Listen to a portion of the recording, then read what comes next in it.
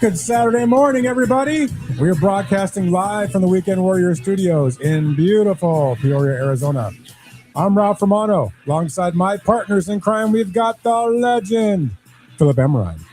And we've got Mr. Luke Wright. This is the Weekend Warriors. And if you would like to join the Weekend Warriors on our triumphant return to the streaming waves and you want to chat with us, you can, of course, do so by chatting with us wherever you're finding us live. That could be on X. That could be on YouTube. Could be on Facebook. Hey. Wait. That can't be Instagram, but you will find us. You're wrong. Oh, we are on Instagram right now. What? Oh, that one's not on you. That one's not on you. That's a new one. That's a new one. Because our service has pushed portrait streaming, and we are now on Instagram. Wow. Nice. We are reaching a whole new audience. And if that is including you, then chat with us more than likely. I always put that asterisk in just in case you say naughty words. But more than likely, we will read your comment. Just ask Tanner. That's true. That is true. It's been a week. It's been a week. It's been a couple weeks. It's been 2 weeks, technically. Technically. 2 weeks. Well, we were busy last week. Absolutely. We couldn't do this. We couldn't do this. Life got in the way. Life finds a way. Finds a way. But a lot's happened since we've been gone. Absolutely. We are on to the second round of the NBA playoffs, and that feels as good a place to start as any. I think the most ho-hum thing of the NBA playoffs is where we should start. Oklahoma City Thunder. That's ho-hum. Up to no, I mean they've won 6 games in the playoffs. Look, I'm a Lakers fan just as much as you until LeBron leaves. And then, but it's very ho-hum. Like, look, we can go a couple different ways. Oklahoma City Thunder are inevitable. They were going to win this series. The refs certainly didn't help in game 2, but they weren't the singular reason. They were bad officiating on both sides, actually. And that caused quite a stir, quite a conniption amongst the Lakers, so much so that they had a group powwow. They were comforted in numbers. Supposedly, Austin Reeves was the ringleader of going up to the refs after not enjoying a ill-officiated game in game 2 of their series, and going up to the refs and voicing his opinion, saying that, hey, look, you yelled at me, and if I'd have done that exact same thing to you, I would have gotten a T. I would have been teed up, and now I'm peed off because of how you did this. You've been bad at your job this entire game. You 3 are some of the worst officiators and should not continue to be in the playoffs. And I can't say I disagree with the man. But again, I think where I land for both this game and really that's not the reason why the Oklahoma City Thunder won that game. It's not why they're leading in this series. However, it is something that in the minutia certainly needed to change. And Ralph, you're down 0-2. Is there a hope? Is there a glimmer? Is there a vestige of light that you find in this thing that you can somehow imagine the Oklahoma City Thunder go down and perish to the Los Angeles Lakers? Phil, absolutely not. Yeah. I mean, one word, Luka. Without Luka, they don't have a chance. That's 5 points just out the series. I'm watching these games, and if Luka's in these games, this is different. Yeah. They're very different. I mean, these games were close, especially game 2. Till the end, it was really close, and then they had a lead going into halftime. Right. I mean, with Luka's there, I mean, and I got to give credit where credit's due. I think Reeves is doing a great job. I thought LeBron's playing a good role. I thought DeAndre Ayton. Ayton's okay. He's not. He had a better game 1. I'm frustrated when they're getting the ball down to him and he can't do anything with it and he turns it over, which is typical Ayton. Yeah, I would say that's what Suns fans said for years. Yeah, and that's all he does. They need a guy in the middle. Luke Kennard has stepped up and he's playing really well, hitting 3-point shots. Rui Hachimura has been been great this postseason. Smart's been good. I mean, the team is there. You're missing 30-something points a night. You're missing the leading scorer in the league, who does a lot more than score as well. So, yeah, I mean, I don't think they have a prayer without Luka. And even if Luka came back tonight, he's still not where he would need to be. Yeah, he's got a rest game. This is not a team this year that will beat OKC. Now, if this is next year and they get all their pieces together and they get a replacement for Ayton, That's a dangerous Lakers team. I think we can talk about next year in a moment, but I do want to hit Luke with this because he mentioned even prior to the show beginning. So are we going to talk about the huddle that happened around the officiating? Do you find that to be something that was A, merited, and B, something that we'll see going forward? Because Phil Jackson of those very Los Angeles Lakers sort of birthed the idea of publicly calling out the officials to generate calls going for him, that he's accredited with that tactic.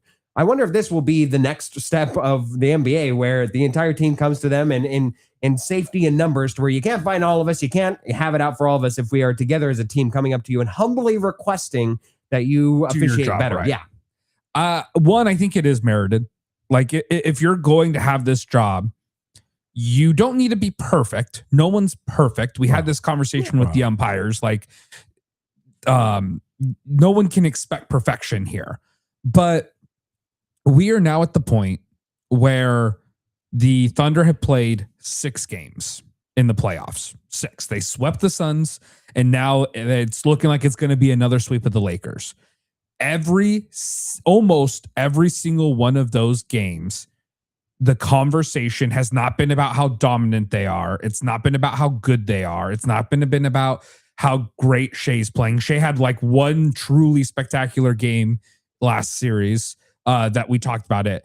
But almost every single game after the fact, it is something to do with officiating. And you, as a business that is already having problems with people leaving and being frustrated with the officiating, you do not want this. You do not want the talking piece of your sport every single playoff game involving your reigning defending champion and the team that's so far the odds-on favorite to win again.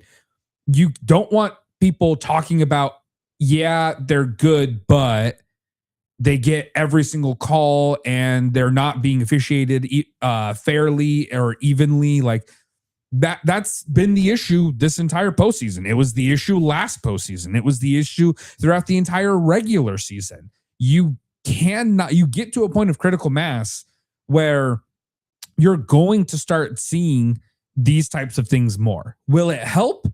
Who's to say? We'll find out. Clearly calling them out publicly in press conferences and things has kind of not worked as much as it has in the past, like when Phil Jackson was doing it. But maybe this is it. Maybe it's like, hey, you're so bad at your job. I'm not just going to say it in a press conference. I'm going to tell you to your face, you are terrible at this. Be better. And by me doing this, because I'm not saying anything in the press conference, they'll probably still get fined. Maybe not all of them, but I think Austin Reeves might still get hit with the fine here. I don't know, because it was on the court. It wasn't. And that's the thing. Maybe this is the way they get around it, because this does the same impact as saying it at a press conference. Yeah. When people see this, we all know he's not there being like, good job, man. You did great calls all the way around. Like, you can even see just by his like body language how frustrated he is when he talks with them. So now you might have avoided a fine. You've definitely gotten your point across. And now you've made it known to the ref, hey, no more of this like going to the mic and saying that like some of you are, implying maybe one of the crew is bad. No, I'm going to show up here. I'm going to talk to you directly and say, be better. So I don't know for sure if this will work going forward, because I'm sure the NBA does not want this. So I don't know if they crack down on something similar. But I have to imagine at the very least, the NBA is trying to figure out some way, because it's not even like OKC's a big market team. I don't know why they would necessarily want to push the Thunder as the next mantle holder of the NBA. You're right. I don't think it's the Thunder as a whole. I think it's the team specifically. Like, if we look at who the focal point is of this, it's certainly SGA. And then next would be Chet Holmgren. Chet Holmgren, maybe it's just because of the way that he's built as a person or as a player, but whenever he tries to sell a foul, it just looks so horrifically comical. It looks animated because of just how much mass of him has to go around, and it's just absurd. And I think, to Ralph's point here, what's I think frustrating to the team's success or lack thereof, specifically with the Lakers, is that they are finding a small victory and that they've been able to make SGA look probably the worst he's ever looked in the playoffs ever since he's reached this status as an MVP. Certainly within the past 2 years, he's had his first game under 20 in game 1. And then this last game, they had him in foul trouble to where he was almost a non-factor until the very end of the game. It was just the waves and the depth that OKC provides that you certainly aren't able to withstand, especially when you're as top heavy as the Los Angeles Lakers are, even in the success that they've found in being able to take out SGA. And honestly, that's a question going forward that I wonder whether or not will plague the Oklahoma City Thunder, is whether or not JJ Redick and his coaching staff have found the game plan to go against SGA and his effectiveness, specifically in manipulating the refs and generating calls, not even selling calls, which is a misnomer that often gets associated with LeBron James, where LeBron will sell a call that he feels is deserved and is at least there. He'll over exaggerate it. SGA will drive to the basket and sell something that never even existed. He will pretend that somebody hacked him in the baby maker and then just fall down and pleading for a call that merits attack. The charge on Marcus, the very obvious charge on Marcus Smart that they called a block. Like he literally was there, he was set, he was ready, and he got fully run over, and Shay's still acting like he got killed, and they give him the call. Like those are the things that's infuriating. Yeah, it makes everybody not want to watch. Yes, absolutely. And on the flip side, to kind of segue into this to another game, also involving possibly some poor officiating here. Wemby getting the triple double with blocks, and then Chris Finch coming out and saying 4 of those were goaltends. And here's the thing: was he wrong? He was not. He was not. and that's another thing you're seeing there is bad officiating. And that was thankfully, they still won that game. The Timberwolves did, yeah. Yes, that was the one game the Timberwolves won. But that was 8 points that they should have been added to the score. That's not an insignificant amount of points in an NBA playoff game. And so for you to for the officiating across the board in the league to be making these types of errors repeatedly, something's gonna have to give. I mean, Ralph, I don't know what much more there is to do on the parts of officiating. We have on a Facebook chat here, Gilbert asking, "Good morning, Weekend Warriors. Players and coaches that complain about the refs have a losing mentality. There's some bad calls on both ends. I'm sick of the complaining." And I think I would agree with him if it wasn't true. Like, I think that we can have it both ways as a enjoyer, as a viewer of sports, to where you can, on the one hand, lament bad calls, and on the other hand, lament the idea that what we are seeing is just glorified soccer runs of selling a call, begging for a card, begging for a foul, begging for a tee. I think that as a viewer, I bemoan the most is depriving a team of a player for something that is so minuscule and not against a player on the active field. Like, if you want to eject Myles Garrett for throwing a helmet and clubbing another player across the head, that makes sense to me. That is the exception that falls into it. But in a sport such as the NBA, where you can eject a player for simply fouling out and not having your best team around, for playing good defense, potentially, for maybe yelling at the ref, for making a bad call, and just for that alone, just saying you provided a bad call right there, I disagree with it, and I'm upset because I'm in the enthralls of battle. And all of a sudden, I'm being teed up and I'm being ejected because you have such a soft, sensitive side. Is there a way that, Ralph, you can find best? Because I think the NBA, out of all the professional leagues, probably has the best way to critique and put down bad refereeing. But do you think they do that? I mean, the fact that they have a post-game report on referees and publicly put that out, I think that they do. But fine, they have the pieces in place, but do you ever see any real action behind those things? I don't. Do you? You see the 2-minute report. You see everyone get pissed off at how much they missed in the 2-minute report. And because no league is transparent about what refs are getting punished, you don't know what fines there were, what assignments are changed because of it. I just see the same refs every time. Yeah. So I don't see anything happening. I agree with you that in theory, this should be one of the easiest ones to be able to do that. You've put the aesthetic in place of having the tools, but until one of the leagues grows up and is willing to challenge the union of the officials and say, hey, we're done with hiding the punishments. We are going to start letting everyone know what kind of punishments you guys are getting for this. It's like, what's the point? Did you see I think it was last night where the coach for the Wolves, Finch, and Tony Brothers, and they got into it? Yeah. 3 separate times.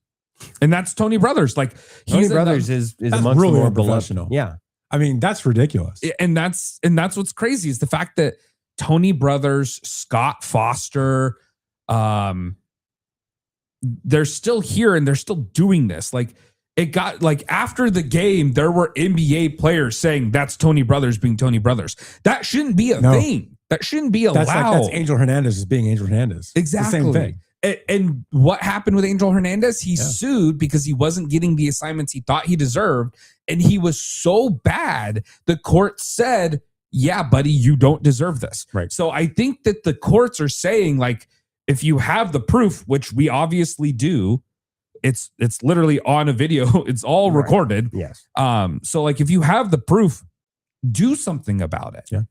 Take Tony Brothers out. He should not be allowed to call a playoff game, especially this late in the playoff. It's one thing when it's the first round and maybe you have to have him. You do not have to have him anymore. There's only 4 series going on. Him and Scott Foster should not be allowed to call another playoff game the rest of the playoffs. Can we just say it? Let's just say it. What? The NBA just sucks. It really does. Oh, I can't stand watching it anymore for so many reasons. It has nothing to do with the Lakers. I mean, I love the Lakers, especially the older Lakers, but the game itself just, to me, it's just not fun to watch anymore. The officiating sucks. Players have these attitudes on them and they do whatever. I just don't like the NBA anymore. I've gone from a position where I love the NBA to where I could care less what happens in the NBA anymore. I don't really watch it. The game has completely turned me off. Completely. 100%. And I'm not the only person. Go out there and look. There are people that have just gone away from the NBA because of everything you guys are talking about and then some. The game is just, it's done for me. I'm sick of watching. The only reason I even watch it is this show. Otherwise, I wouldn't even watch it. I'm dead serious. We have it later in the show, but I think that it merits being talked about now because I think what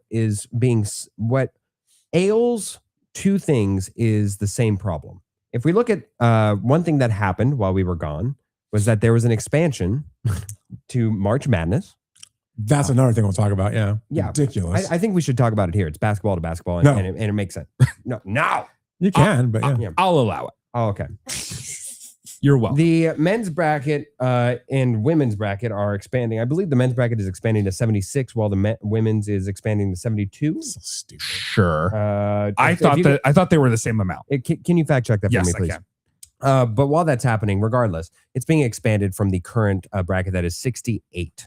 Now, for the longest time, it used to be 64. Yes, 64. It was. Yes. Before the first outs? Yes, before 68, it was 64. It says both of them are approved from 68 to 76. 76. Okay. Never mind. It's insane. 70. Yeah. I think, is there a sport that we can have that is not affected by greed? I'm serious. At some point, what is just good for the overall pot is not what's good for the quality of the product that we all fell in love with. At some point, you are going to be so flippin' greedy that you are going to outprice the even just whatever remains of enjoyment. You talk about what is just upsetting to you as an NBA player. I think it's what's upsetting across the board. Who is requesting this? Who was the person that said, you know what? The Hoosiers at 1 win above 500 this year, they deserve to be in the tournament. Who said that Auburn, who was 2 games above 500, these are teams, the type of teams that will be in the tournament when this gets enacted, when this goes through, that these are the type of teams that, are we even saying that they have a shot? No, we're adding more into the stew. Just because we have a great beef stew does not mean we need to start adding turducken. Does not mean that we need to start adding strawberries. Like, this is absurd to me that we are allowing just nonstop greed of adding more to the volume. How about we start adding to the quality of games? How about we start thinking about what's already there, and instead of just saying more is not always better. Maybe perhaps instead of during the NBA, you know what would generate more of a thing, rather than adding more teams to the mix of playoffs? Why don't we just add, like, select your opponent? Some things that are just that whenever you're adding everybody is eligible, it takes away from any quality or argument that the real champion is the real champion. It's absurd to me. More broadcasts equal more ad inventory equals more sponsorships, more streaming, more gambling, more revenue. Every single game that you add is like pushing a button on an ATM machine and watching the cash flow. 100%. Right? And that's all sports has become, period. The NCAA, this is what they do, right? They're trying to get every penny they can. Look at the bowl system in football. They're ridiculous. They're trying to expand the CFP as well. Outside of the Pop-Tart Bowl, the only one I give grace to. That's true. That's fair. Outside of that bowl, because that's pure entertainment value. Yep. Long may they reign. These bowl games are horrendous, where you have under 500 teams playing in bowl games. You suck and you get rewarded by being in a bowl game. Why? Same thing I just said, the NBA. It's all about the money. Money, money, money, money, money. That's all that professional sports is about right now, and it's all it matters. And it's gross. And it's ruining a lot of good and sports getting worse. otherwise. It's getting worse every year in every sport. Eventually, we're going to get to a point where people are just sick of watching this stuff. I'm done with the NBA. I don't even want to watch it anymore. It makes me sick to watch. The NCAA doing this with their tournament, it makes me sick. I don't need to see under 500 teams in an NCAA tournament. You were pushing it beyond the 64 when you started doing the play-in round. That was already pushing it in mind. Now you expanded 10 teams. That's ridiculous. And then we're going to have a play-in off that 10? Is that what's going to happen next? So basically, they are doing a 12-game play-in now. Oh, so now it's a mini tournament before the tournament. Basically, on top of the conference tournaments. Yes. Because we all know, we were all saying, you know what we need is more bad basketball. We need a tournament for the tournament and the tournament. And again, the quality, can we not get over the fact, if there was the reason why I stomached the college football playoffs was because there was a genuine argument that will never be answered of those original Boise teams that had now the head coach of the Saints, Clemens, I forget his name. Yeah, but anyways, Kellen Moore. Kellen Moore, excuse me, thank you. Where they were undefeated for like 3 years, and you thought, is there a shot that they can beat a Georgia, an Alabama, an LSU during this time? Probably not, but there is still a chance that on the right day, wrong day, whatever you want to face it, they beat Oklahoma. That they could actually very painfully. That they could win in those fashions. There is no world in which last season, again, the Indiana Hoosiers team that would have been the first one in, the Auburn that would have been the second one in, and go on down the line for these teams that you've never heard of. It's cute whenever it's the GCU Lopes that are coming in and they maybe win a game, but these teams, it's cute. It's nonsensical. You're such a cute little Lope. Absolutely.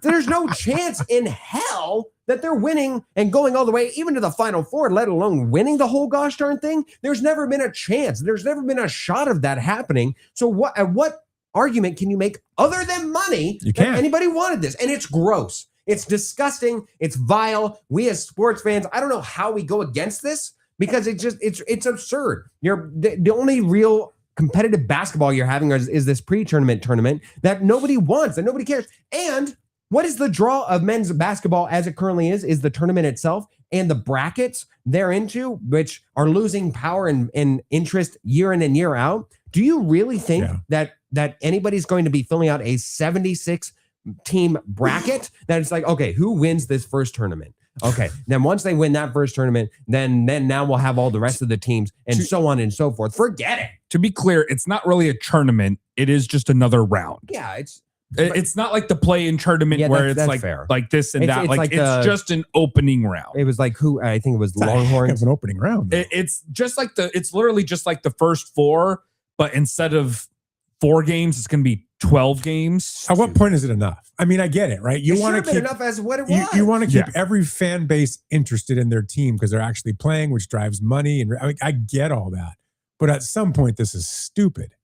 I mean, I don't want to see losing teams playing in playoffs. Not at some point. At this point, yeah. Like we've hit the stupid already, and to do it literally next year. It is next year's March Madness. That's money right away. Yeah. This would be like, and I'm not joking when I say this, this would be like making the MLB season 365 games. And then the thought would be, oh, look, we're MLB. We want a game every single day of the freaking calendar year. No, at some point, the quality of the thing is by the lack of volume. And I do not understand how sports people in business have not seen what baseball has had to do in order to make their quality of product better and in games better because of the fact that they can never get back volume. And somehow people are edging more and more and more and more towards it. It's absurd. Bitter Dolphin fan. So he's bringing up, I know you love soccer, but what he's saying, it's like the World Cup. They keep adding countries and some of them are going to get smoked. Phil's right.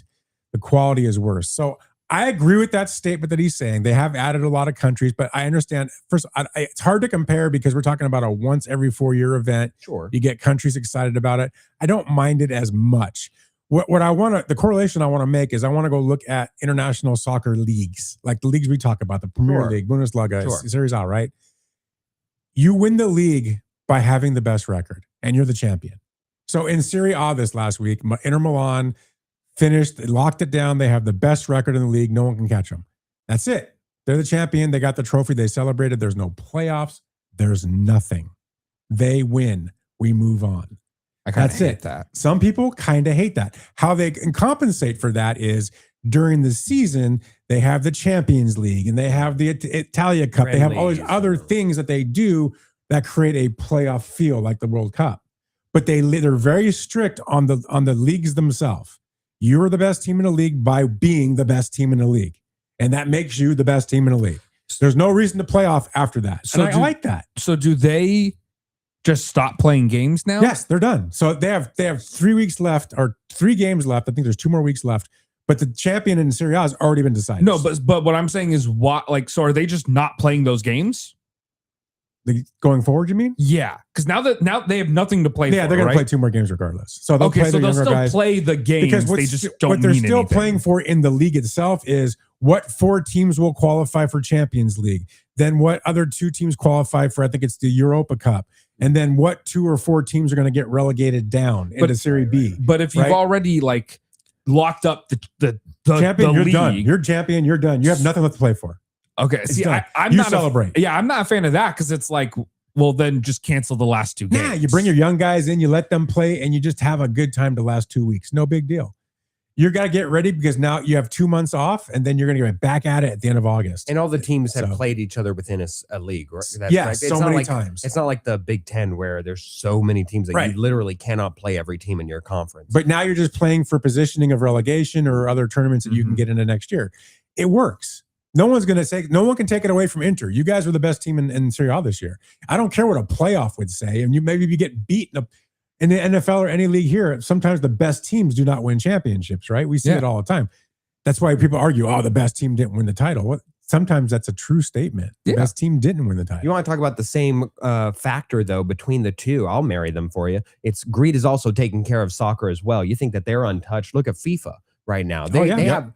You want to talk about a corrupt system that's just out of this world? Is the reason why they haven't sold out across North America whenever it's happening is because they'd rather have one person buy $100 ticket than 100 people buy $1 ticket and have concessions and care about the host country. They're here saying this is like 10x a Super Bowl because it only comes around once every 4 years, which understandably works, except for the fact whenever you're not filling up these stadiums in places like Canada and Mexico are going to be selling out their stadiums because they are housed different differently and being sold at different ticket prices than we here. It's kind of a FIFA's like the NCAA. Yeah, and it's at what point are we going to stop with the shameless money grabs to that take away from the uniqueness and specialty to where we are going to be gatekeeping sports? Never. When the bubble bursts. Yes. When the bubble bursts, it's going to be painful. I will say I jokingly texted this in our group chat. No one wants to buy the Seahawks. That was a joke. That's an actual story. Like the market on No, it's a joke. Say it. No. The market on the Seahawks is very soft and no one's really that committed to buying them. Yeah. And they just won the Super Bowl. And they are poised, as much as I hate to say this, for a decade-long right run. here, they are poised to win more. Yes. Say it. Like, this is the team you would want to buy, but right now, that part is but because the prices for sports teams have just ballooned to these insane fake numbers that do not actually exist. No one is interested in. Well, the Seahawks aren't worth $10 billion. That's ridiculous. 100, and I don't think the last like 3 pro teams have not been worth what they actually are. And so I think that when you see, I think the Dolphins or someone were recently valued at like $12 billion. That's ridiculous. And it's like, no, we're literally just making stuff up at this point. And I think that that's just another bubble that we are seeing actively burst right now is these billionaires who previously were like, yeah, I'll go ahead and buy that team. Very few of them are like Matt Ishbia, where they're like, I want to win. I need to win. And I will do whatever I need to do it. Most team owners are like, this is a good investment. Let's do it. And I think that you're starting to see that like these numbers have ballooned so much that that's one of the bubbles we're going to see burst. The NFL having 100 games on 7 different avenues, including Netflix and Peacock, but not NBC. You can only watch it if you have Peacock for 1 week. Like, I think a lot of these bubbles are getting bigger and bigger. And there's a lot of people in a lot of different generations. I think that this is something that is happening in every generation. Everyone's tired of it. Yeah. Nobody wants to participate in this. And nobody, quite frankly, fewer and fewer people are able to afford to participate in this. You look at like the Savannah Bananas. Now they are homegrown and they are a team where the ticket prices are getting a bit much, but they are, the Harlem Globetrotters. And part of what allows them to do so is that they are singularly run. They have not publicly sold their stock. You're looking across the way. And when the number one goal is not winning, when the number one goal is not a desire to win and have put forth a good quality product for your consumers, then you start to look like the Los Angeles Angels, and you start to look like the Boston Red Sox, where they start making moves with financial motivations first and foremost, and it spoils what sports should be, and what we initially grew into love about sports. Let's clarify about the Bananas real quick. So the only way you can get tickets for the Bananas is through a lottery, right? That's how that's done through the organization. And they're sold for $35 to $40, period. Yeah. So, and they try to do everything they can to let people not go buy them outside. The problem is they've got 2 million people on a waiting list trying to get tickets. Yeah. They just did an event in Texas at A&M at College Station. There was 102,000 people watching their games. And that one game. That accessibility is great. 102,000 people at a baseball game. And what's crazy is, to be perfectly honest, if you're in a college football stadium like that and you're in the nosebleeds, you're not seeing there's no reason to actually be there except for the fact that you love it and you want to support it. That league, who is up to 6 teams right now, you watch in the next 5 years, we'll have 15 teams or more, and we'll start competing for the MLB audience. They will start taking some of that audience away. We talk about ESPN Sunday Night Baseball, them giving that up because it wasn't lucrative. You watch. ESPN is all over Banana Ball. Oh, yeah. And they're going to start going after that. They can't with 6 teams, but I'm telling you, you wait next 5 years, that league is going to explode bigger than it already is. And they're doing it right, and that owner is awesome. That owner is like, I will not give up part of this league ownership. everybody wants to come in. I've been offered millions upon millions of dollars, but they want to change it and they want to make their rules. And I say no. This is all about the fans. It's quality control first, and not just volume and just having the cow be milked until there's nothing left in the teat. It's absolutely disgusting and vile, and how greed has overtaken sports to a point where we have lost the plot entirely. I agree. All right. Wow, speaking of losing the plot entirely, we've gone down a road that I think lost the plot entirely. We ourselves have lost the plot entirely. Let's kick it over to those beautiful ice skating ballerinas over in the NHL. Now you want to talk about artistry, you want to talk about machismo. You go down to the pond, and those ducks, they are not ducking around.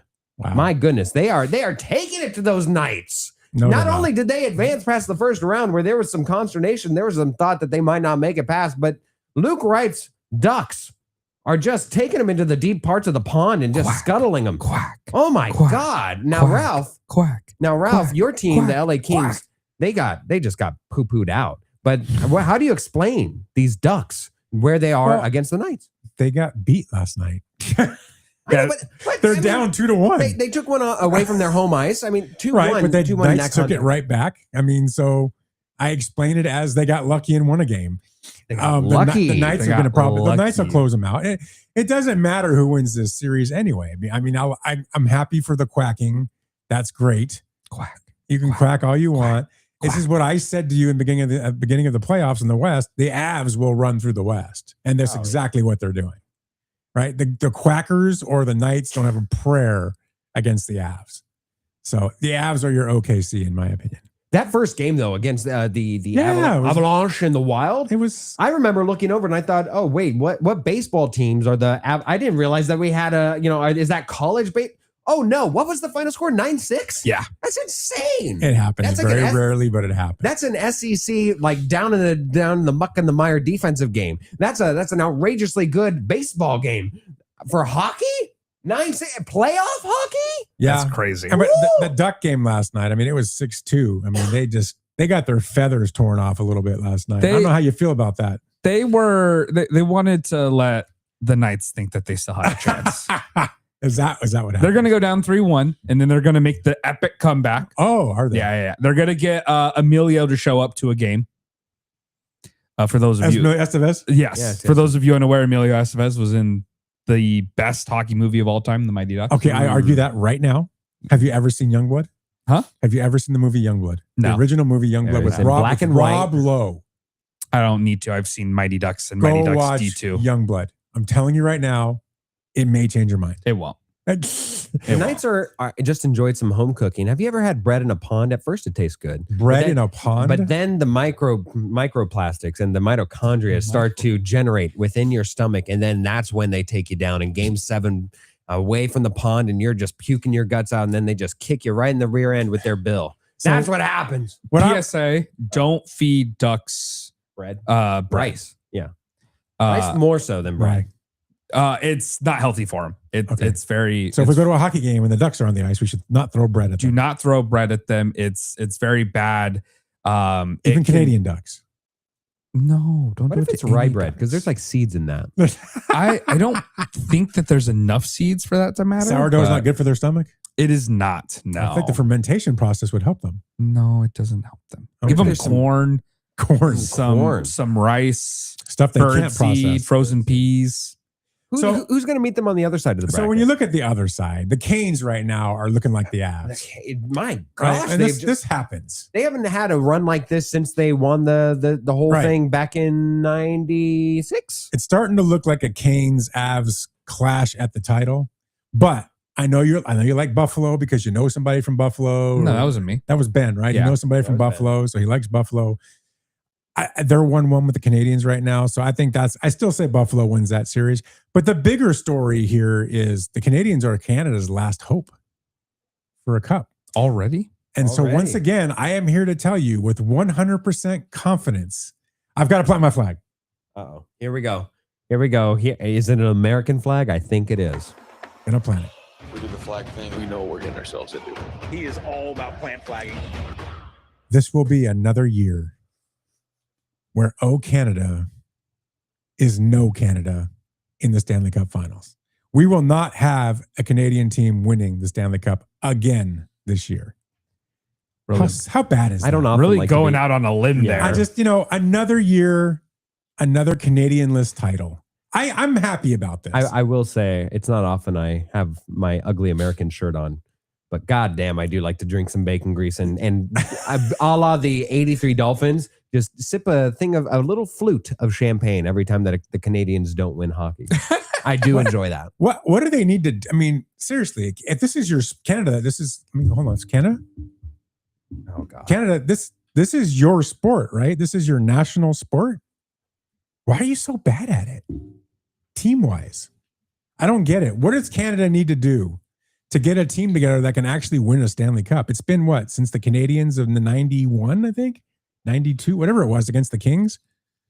Sure. Well, they might have just hit the quote unquote lottery in order to do so. The Toronto Maple Leafs just won the number 1 pick in this upcoming NHL draft. That might be the foundation, the pine tree that begins the evolution into them winning a championship. I don't know. Should we do like an expansion and add like 5 teams in Canada? If they do an expansion, it's going to be international, baby. Like there will be a Russian team. No, but then you'll have no, come on. Rich on Facebook is saying Youngblood, Tea with Miss McGill. It's worth the watch. Absolutely. Tea with Miss McGill is a reference to a scene in the movie that you would appreciate. I was going to say Tea with, I thought that was the title of another movie that he was touting as the best hockey team. And I was like, Tea with Miss McGill does not evoke hockey to me. Us true hockey guys that actually played the sport. Oh, wow. Oh, We all we gravitate to Youngblood as a movie that we all appreciated while we were younger, playing the sport and watching movies. Then we have The Ducks was a child's movie. it was a great one. Child's movie. And speaking of children, Tanner watch. says ducks flock together. See, another child. True, but it's true. It's a factual statement. It's a factual. It's more about community and being together together and working as a team. Well, they're losing as a team to the Golden Knights, who are taking their swords and cutting their beaks. What off. happened to the Kings? Are they? There were how no are they Kings. doing? You've been to California. No Kings. Oh, that's right. They didn't make it out of the first round. we don't happens- allow Kings in California. I will say it will be hard if the Avalanche meet the Ducks in the next round, because there is a rule. I don't know if you know this. There is a law in Colorado that you're not allowed to shoot at poultry from outside of an aircraft. What? That is an actual law. You're not allowed to shoot geese from outside. There was a whole thing, which one would wonder why that is a law, but it is a law. It's illegal to hunt camels in Arizona. Camels. It's legal to hunt them here. So many camels out here. I usually hit them when I'm driving. They're As long as there you didn't used do to it with be. intent. That's the hunting man's mantra.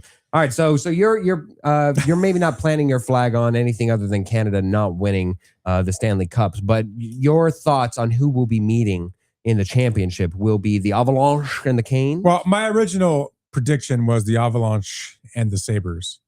I'm not ready to give up on the Sabres yet. Canes are dominant though, man. I mean, the They Flyers are have no looked, pushover. they have looked dominant, but I feel like the Sabres still have a great shot. We'll see. But right now it is looking like the Canes and the Avs are going to meet. I mean, it does look like that's, but I think the Sabres and the Canes will be an amazing conference championship, conference final, where I think the Avs will roll through either the Ducks or the Knights, and they'll be sitting there waiting, which advantage Avs going into the Stanley Cup finals. I think they'll be the team that'll be sitting there rested, ready to go, while the Sabres and the Canes will probably beat each other up for 7 games. Are there any holdovers from the Stanley Cup championship that the Avalanche won a couple years ago that are still on this team? I believe there are a couple. Yeah, there's a few, right? Yeah. 'Cause It's not a completely new team. if they win now, are we considering dynastic? I mean, there's a couple gap years. No. No. Because if Feel that were the like- case, you have to see the Panthers with dynastic. I'll say, Well, I think, yeah. I think it's been not like a long time since they have I know won. that they won paired with when Jokic won, which was what, 2022? It's a great question. I think it was like question. 3-4 years ago. Yeah, Because so, the Panthers have won the last couple. Yeah, I know. So But no, I anyways, wouldn't give them that title at this point, because you'd have to give it to the Panthers then too, and I'm not ready to give that to them either. So Oh yeah, that's right. I forgot you were on there. I think though, if let's just say for the sake of argument that they win this one, and then they were going for a second one next year, If they You were can to start have having the conversation. 4 within the span of, or no, I guess it still would only be 3. But then we'd have a discussion to be had. Yeah. All right. So we talked about NHL. We talked about the NBA. We didn't finish the NBA, but we talked about it. I suppose you want to go back to the NBA. I don't know. You guys want to talk about the Knicks at all or the Pistons or? I think Knicks are going to come out of Eastern Conference Finals. I think the Pistons are getting some really, really good experience, and they're playing one of the best players of all time, who's also equally terrible in the playoffs. I think James Harden. And James Harden, yes. And I think that it's going to be. I think Knicks are going to kind of wipe the floor with Philadelphia, and I think that they are going to beat Pistons in like 6. Wow. You know what? If we may, we actually weren't on air for this. If we can take a step back, God bless it. Who doesn't enjoy watching the Sixers or the Celtics lose? Yeah, I love that. that. It's so good. Oh, who didn't love that? It was so good. Oh my! I just sip your tea. Look, I told you this, Ralph, and I know that you didn't know this for a long time. But if there is an NBA equivalent to Nick Sirianni, it is Joe Mazzulla. And this year did a lot to impress me, but this postseason did a lot to take a lot of that back. And I love it. Not only did the Boston Celtics lose in historic fashion on their court in a game 7, not only do they now have strife between their 2 franchise cornerstones, so much so that they're thinking, not only might we have to trade one of them, we might have to trade one of them for Giannis. My God. And that's somehow the best option of all this. Not only do they have this, not only do they have Jaylen Brown coming out and saying that this was the best season that he's ever experienced, and he's won a championship in previous years. But somehow this injury-riddled season is the best that he's ever felt. My God. But we also have the reason why that you can most likely point to them losing said game 7 was due to a coaching blunder of putting out a starting lineup that had played 0 minutes together during the regular season or postseason. 0. Joe Mazzulla, just when I thought he was out, he pulled me back in. God, I love that, man. So good for you. Did you see the reaction of the Magic coach as they were losing game 7? Oh, because he knew that was because he was getting fired. If the biggest stakes of the playoffs were with that man and that man alone, because we all knew that he was going to get fired, and the only thing that was going to salvage that was if he were to somehow upset the number 1 seed, when they would have no choice but to continue employing that man. Now he is unemployed, and it is probably going to Billy Donovan to be the next head coach of the Orlando Magic. But yes, I did see that, and it was such a good expression on his face. Like that really was the look of a man who knew he was about to be fired. Golly, you gotta love. I know that you're out, Ralph, but the NBA playoffs are they do host some of the best things. And LeBron James, we talked about him earlier. First of all, playing tremendously, historically great, but also just having a Hall of Fame arc and career of memes being generated this entire postseason run. My God, calling out Şengün and saying, everybody, no, everybody on here can call about and complain about the refs. Not you. I love that. To where even in amongst the scuffle, the post-game scuffle that they had, and just egging on Austin Reeves from behind, it's fantastic. I give him credit for what he's done on the court. Yeah, how can you not find that admirable? I do. The game is so distasteful. No, it's like a bad piece of fruit. It's just, or that one bad nut in the nut shake that you're making just destroys the whole shake. I think we've all had a bad nut here. Right? And there. It's just so once bad. or twice. It's so bad. I'm so done with it. I think most people are. Speaking of, I do think it is worth having a moment to just lament the fact that I really wish, I've come around on this. I really wish Joel Embiid had a healthy postseason, just like once, beyond the fact that they had the most historic bobbling of a ball to send one team on to prosperity in the Toronto Raptors and Kawhi Leonard hitting a game 7 shot to the other side and just being utter despair. That seemed to be his last shot at being fully healthy through a postseason. And this year might have spelled that. Again, on the backs of the Celtics blowing a game 7 and blowing a 3-1 lead. We love it. But you would have thought that the 76ers stood a great chance. You saw a bit of how they were able to play and some strategy being employed on the part of Nick Nurse and the 76ers and what they could have done with the factor of Joel Embiid in play. Unhealthy and not being able to play.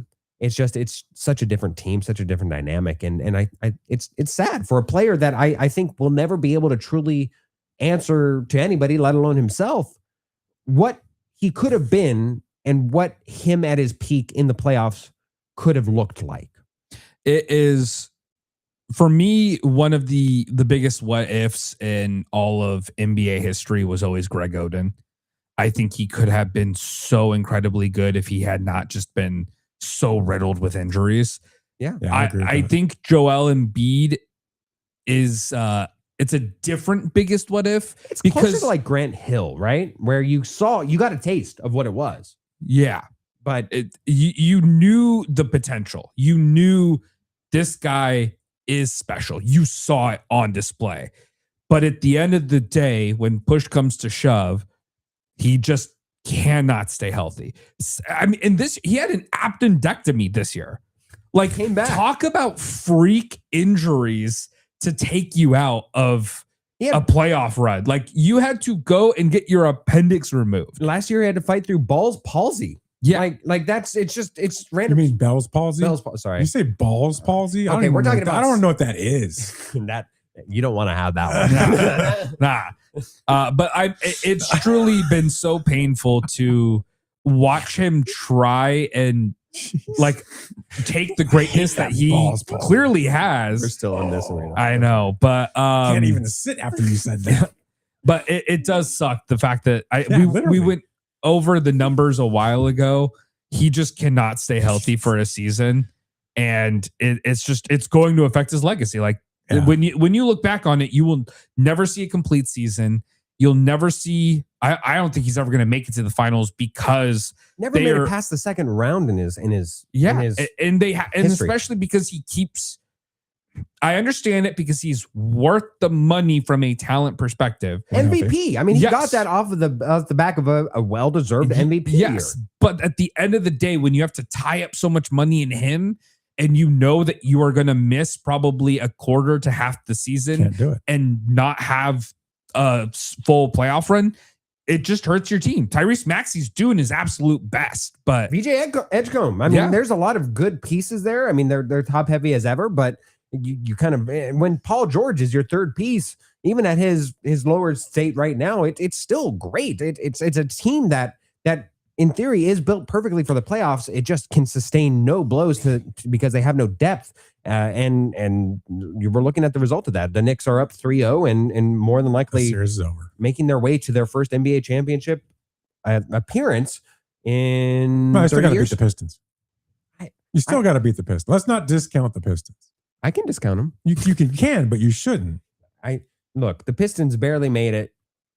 The number one first seed, round. but they're the number one seed. They had a hiccup. They got past it. They came back. You got to give them credit for that. And what are my rules? What are the rules that you follow in the NBA playoffs? 1, you never trust James Harden in the playoffs. Number 2, never trust a Frenchman. There we go. Even though Spurs won like 5 rings with a Frenchman leading them, but not leading them. Not leading them. How dare you? He was the second best player on the team. Third.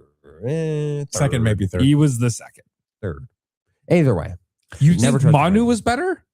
The guy coming off the bench? Manu was he was a role player. Yeah. But he was. Who was better? Tim Duncan, obviously. Yeah, Tim Duncan obviously was the best player on that team. Who was better than Tony Parker on that team? He's gonna say Manu. I'll take Kawhi for the last one. Yeah. For the last one. But for the other 4? Well, not the other 4. I mean, David Robinson was there too. Was he there for the first one? For the first one? Yeah, okay. I wasn't sure if they. Okay. Yeah. I'll give you a third for that one.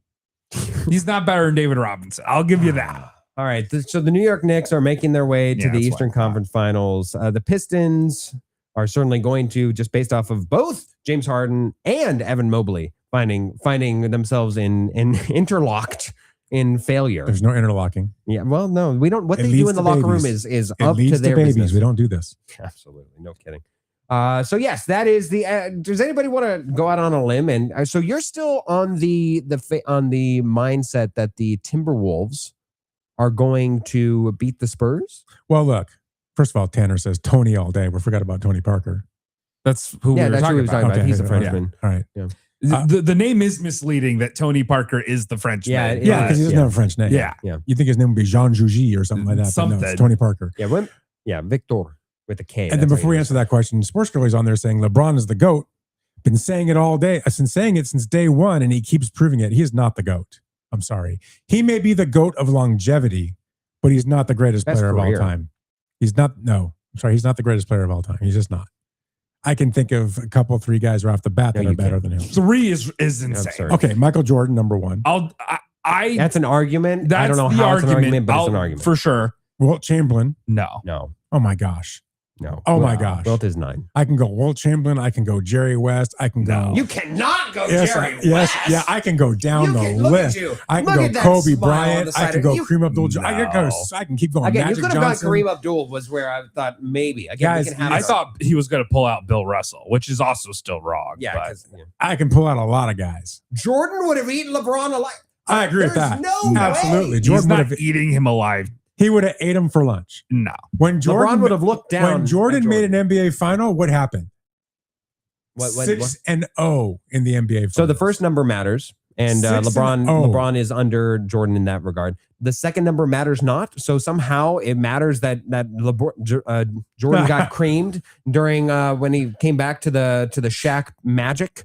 He somehow got creamed, and that somehow is less impressive than making it to the finals and getting Chicago Bulls. Jordan was the best player of all time in the league. By far, it's not even close. It's not even close. It's definitely. I would take no comparison. LeBron, get out of here. It's funny because if Michael Jordan played in today's game, he's not going 6-0. Yeah, he's probably in the finals. Closer to Shea than we would like to imagine. Oh my gosh! And Dominic came back and said, "I'd take Pippen over LeBron." And see, that's just an insane thing to say. That's just a stab. That's just old people in you don't know if he's old. How old? You don't know how old he is. He's your brother, right? That doesn't mean he's old. Maybe my parents got funky when they were older. Maybe. Probably not, though. I'm willing to make the assumption. There will never be another Jordan. I got one for you. His name's Kobe. Kobe was the closest thing we ever had to Jordan. It was a facsimile.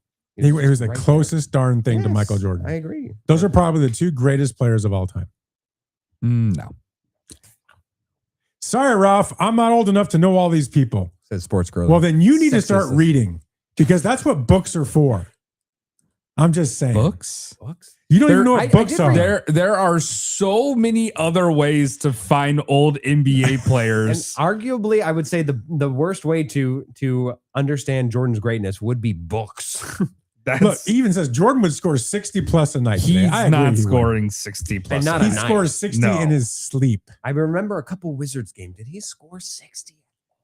The way the league has grown and with these, the league is so diminished now with talent. That's the complete opposite. When you look at Jordan playing against some of these teams that are just so pathetic, I mean, he would just go off. It would be ridiculous. This is old people yelling at the sky right now. The bottom 10% of the league today would be in the top half of the league in the 80s and 90s. Crazy. You know why you're crazy? Because if we had the rules of the 80s and 90s, the guys today couldn't play. I think you mean the lack of rules. Name a secondary player that is as good as Devin Booker being a secondary player. Devin Booker, who's that? And I say that with purpose. Yeah, I know. Yeah. Are you kidding me? A secondary player? The fact that Devin Booker, in order to win a championship, has to be a second player, has to be the second fiddle, is absurd. It would have been he would have been like Magic to Kareem? You mean like Kobe to Shaq? I mean, what? I mean, you wanted me to keep going down the list? I mean, come on. Are you kidding me? Well, Devin Booker. Shaq was not second to Kobe. No, Kobe was second to Shaq in the beginning. Yeah, and deservedly so. Yeah, but I mean, come on. You want to compare Devin Booker? George Gervin on the Spurs. Yeah. Well, George Gervin was great. Yeah. The league today would not survive and that's just my point that I was just making. The physicality of the league. Do you remember the Pistons back in the day? Remember when no one was actually good at basketball, so they just tackled each other on the court, and then we called it good defense? Championship was decided 62-60 back in the day. It is funny that like there was no skill in the 80s. It was literally just guys tackling each other on the court and calling it good defense. Did you watch Magic Johnson play? And you're going to sit here and say there was no skill? Did you watch Larry Bird play? And you're going to sit there? Did you watch Isaiah Thomas play? You're naming the top 5. You're saying there's no skill. I mean, these are all skill guys. Dr. J are still going to be good. Michael Jordan is still an MVP player today. Michael Jordan is not going 6-0 in championships today. I disagree. I think the game was harder back in the 80s and 90s because it was so much more physical. It was also significantly less skill. In today's game, and this is probably part of what turns me off to today's game. Not the fact that they're just prima donnas, which I agree, but that if you just get near them, they call a foul. It's ridiculous the way that the stars in this league are treated versus what they were back in the 80s and 90s. They would let the defensive player kill and maul the guy. They don't do that anymore. They treat him with kid gloves. It's ridiculous. The league is so oversaturated with talent that every team has at least one name brand, one star of their own, except for like maybe the Chicago Bulls of current day. You go back and could you name me a player during Jordan's prime years on like the Milwaukee Bucks? Yeah. Who? Artis Gilmore. Yeah, that's the argument here. Yeah. Artis Gilmore. He's a great player. Yeah.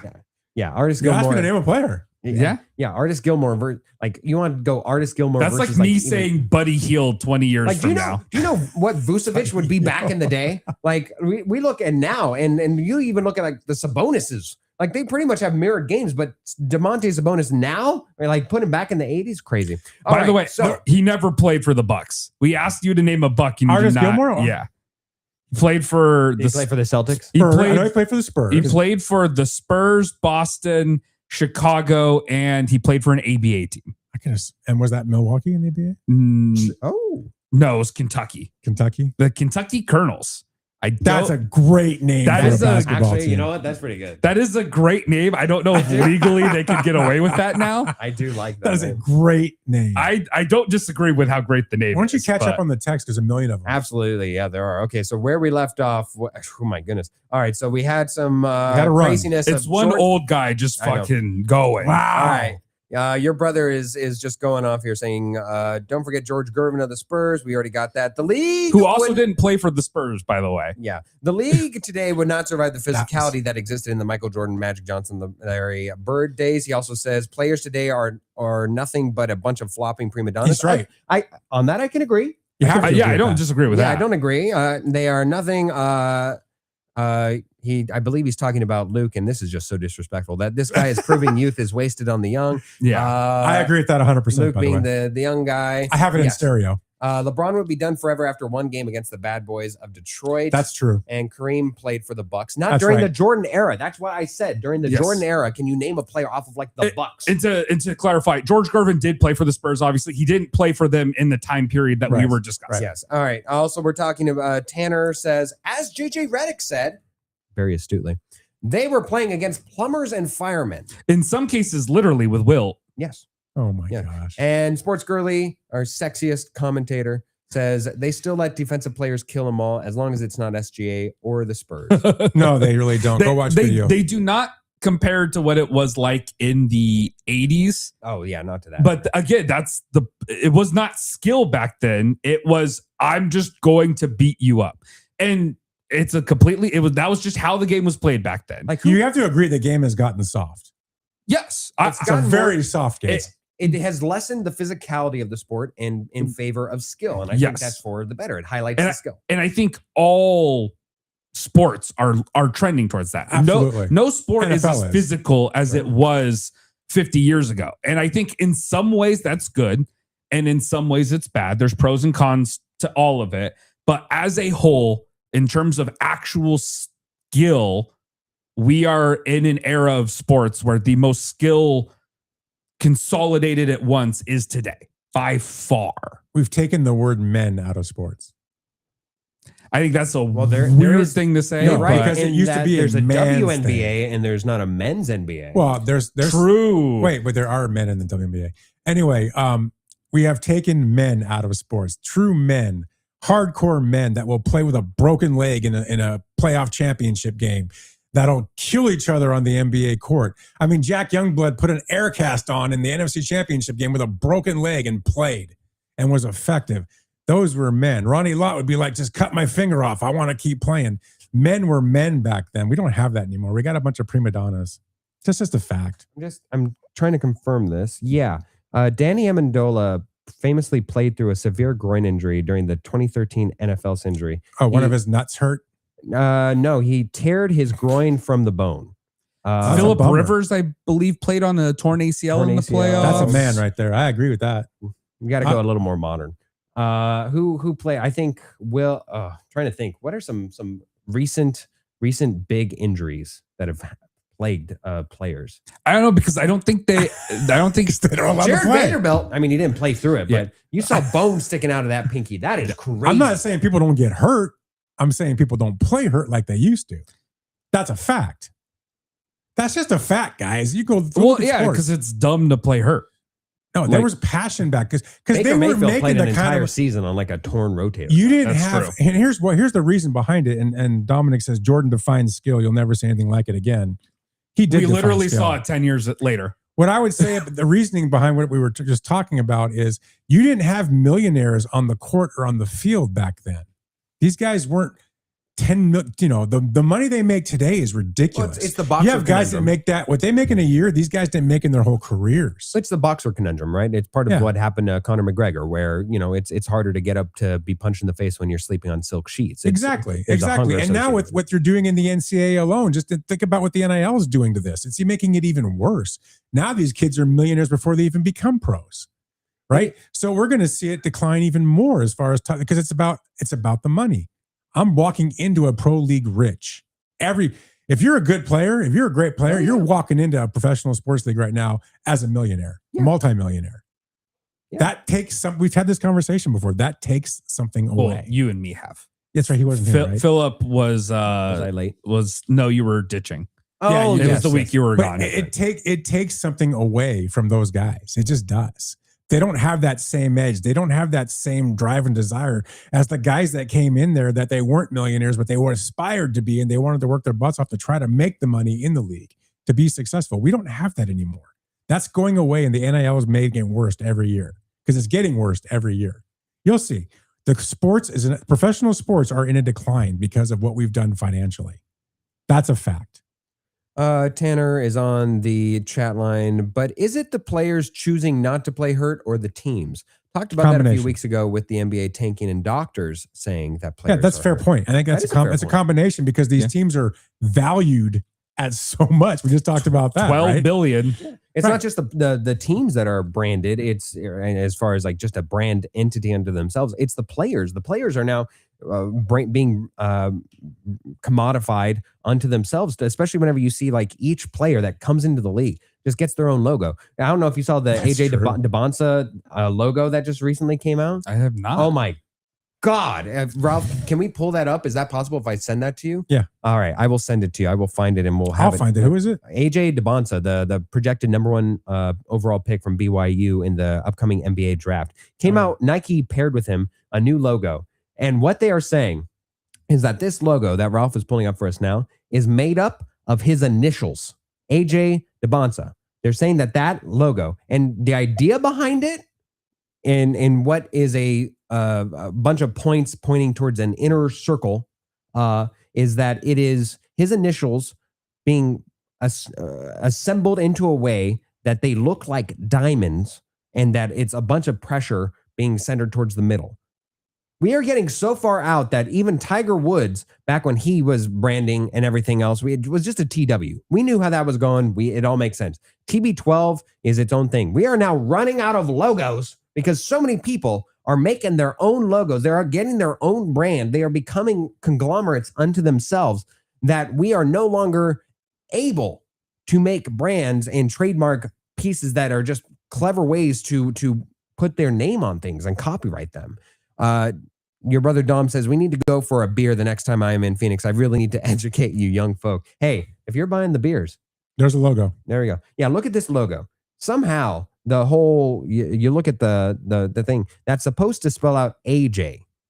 I am not seeing anything that says that. Oh, wait, here we go. Yeah. In creating my new logo, Nike and I like the metaphor of pressure forming diamonds. Yes. And at the same time, forming a star with my initials. I told you. It's a very weird way with which we got it. Oh, so maybe now, I don't know if this is official, It looks a little bit, but at least the one on the left is the official one that I know. If they are rebranding it into a new thing on the right, they put the star into the okay. See the one on the right looks good. The one on the right looks good. The one on the left is the one that I'm reacting to. Yes. That I definitely understand why they would. I don't even hate the one on the left. It's just it makes no sense with his initials. Right. Yeah, I'm not seeing any of his initials in that design. Maybe an A if you want to stretch it out there. And I think it just speaks to your point, Ralph, that they are coming in. What Caleb Williams was to the Bears is such an and how the ramifications of what his case will be specifically, because he was the first generational quarterback that we saw enter the league already rich.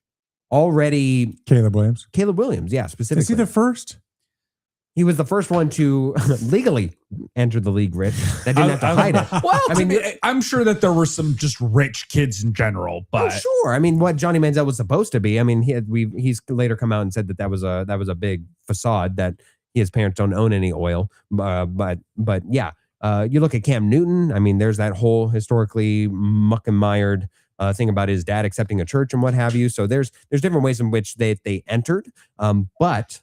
But you look at Caleb Williams, the first one to enter legally, all clear, a millionaire.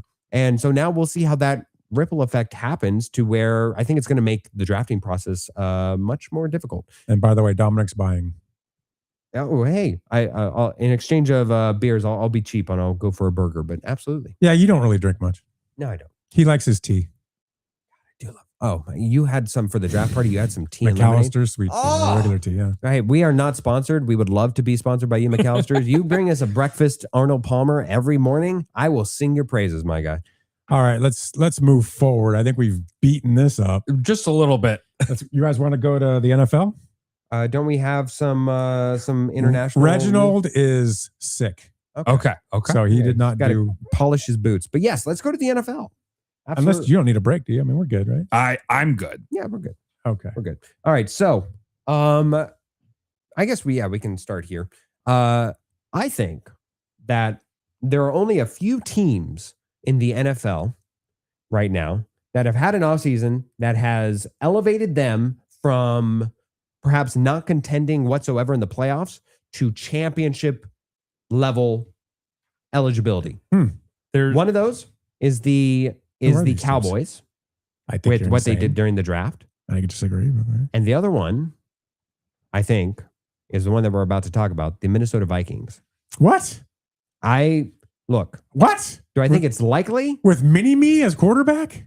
With their offseason, they were able to steady the quarterback room, one should hope. Steady. You're really going to use that word in the same sentence with Kyler Murray? Look, and they were able to, why they're coming up, is that they signed Juwan Jennings to a max, I think, $14.5 million contract. Another nutbag. Juwan? Yeah. Don't like. I think he just wanted a little bit more than what teams were willing to pay him. Look at his actions in San Francisco and how he the things he did. Like when they finally just said, "We're done with you."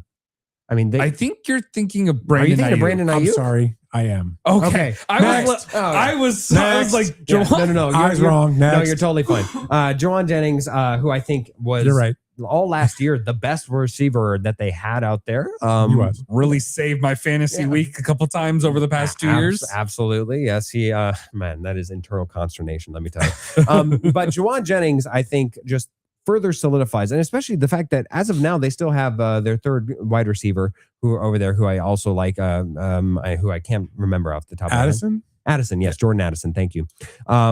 Look, do I think that it's likely in a division that hosts the NFC North, probably not even probably the hardest single division to where you can make a case legitimately for any of those four teams to win their division? No, I don't think it's likely. However, if you talk about where their ceiling has been raised from where it started in this offseason to where it is now, it is in the Super Bowl. It is making it to the Super Bowl. And I think that the Minnesota Vikings, with this move, have just all but solidified their contention into Super Bowl status. Do I think that this has longevity? Not a chance in hell. Bold statement. No, I would be very worried that they are setting themselves up to be the ones to have to pay Kyler Murray and hope and pray that he's still the franchise person that you need him to be. I don't like that. I don't like having to be stuck in that position. However, for this 1 year, this one singular year where you're getting the best of Kyler Murray, where you're getting Kevin O'Connell at his height of power and availability and his ability to draft players that win now as opposed to win later, and that he's getting Juwan Jennings on a win now contract as opposed to paying any other players. No, I don't like the longevity of this. But for next season, I think that they're championship contenders. Right? No, not at all. I do think that they did a very good job this offseason. I think that, as you said, none of this is set up longevity wise to like really help them over the course of several seasons. Right. I think it's still a massive question mark at quarterback. And I think they've painted themselves in the wall of, well, it worked with Sam Darnold. Let's see if it'll work with Kyler Murray. And I think if it does work with Kyler Murray, Tanner Grind on here saying, resident Viking fan here, don't get me excited, Phil. Hey, look, we can both I'll be bring excited it back together, down to earth here, Tanner. What happens if Kyler Murray is good? Not great, not terrible, okay, but just good. Uh-huh. What if he has a Sam Darnold type season when Sam was there?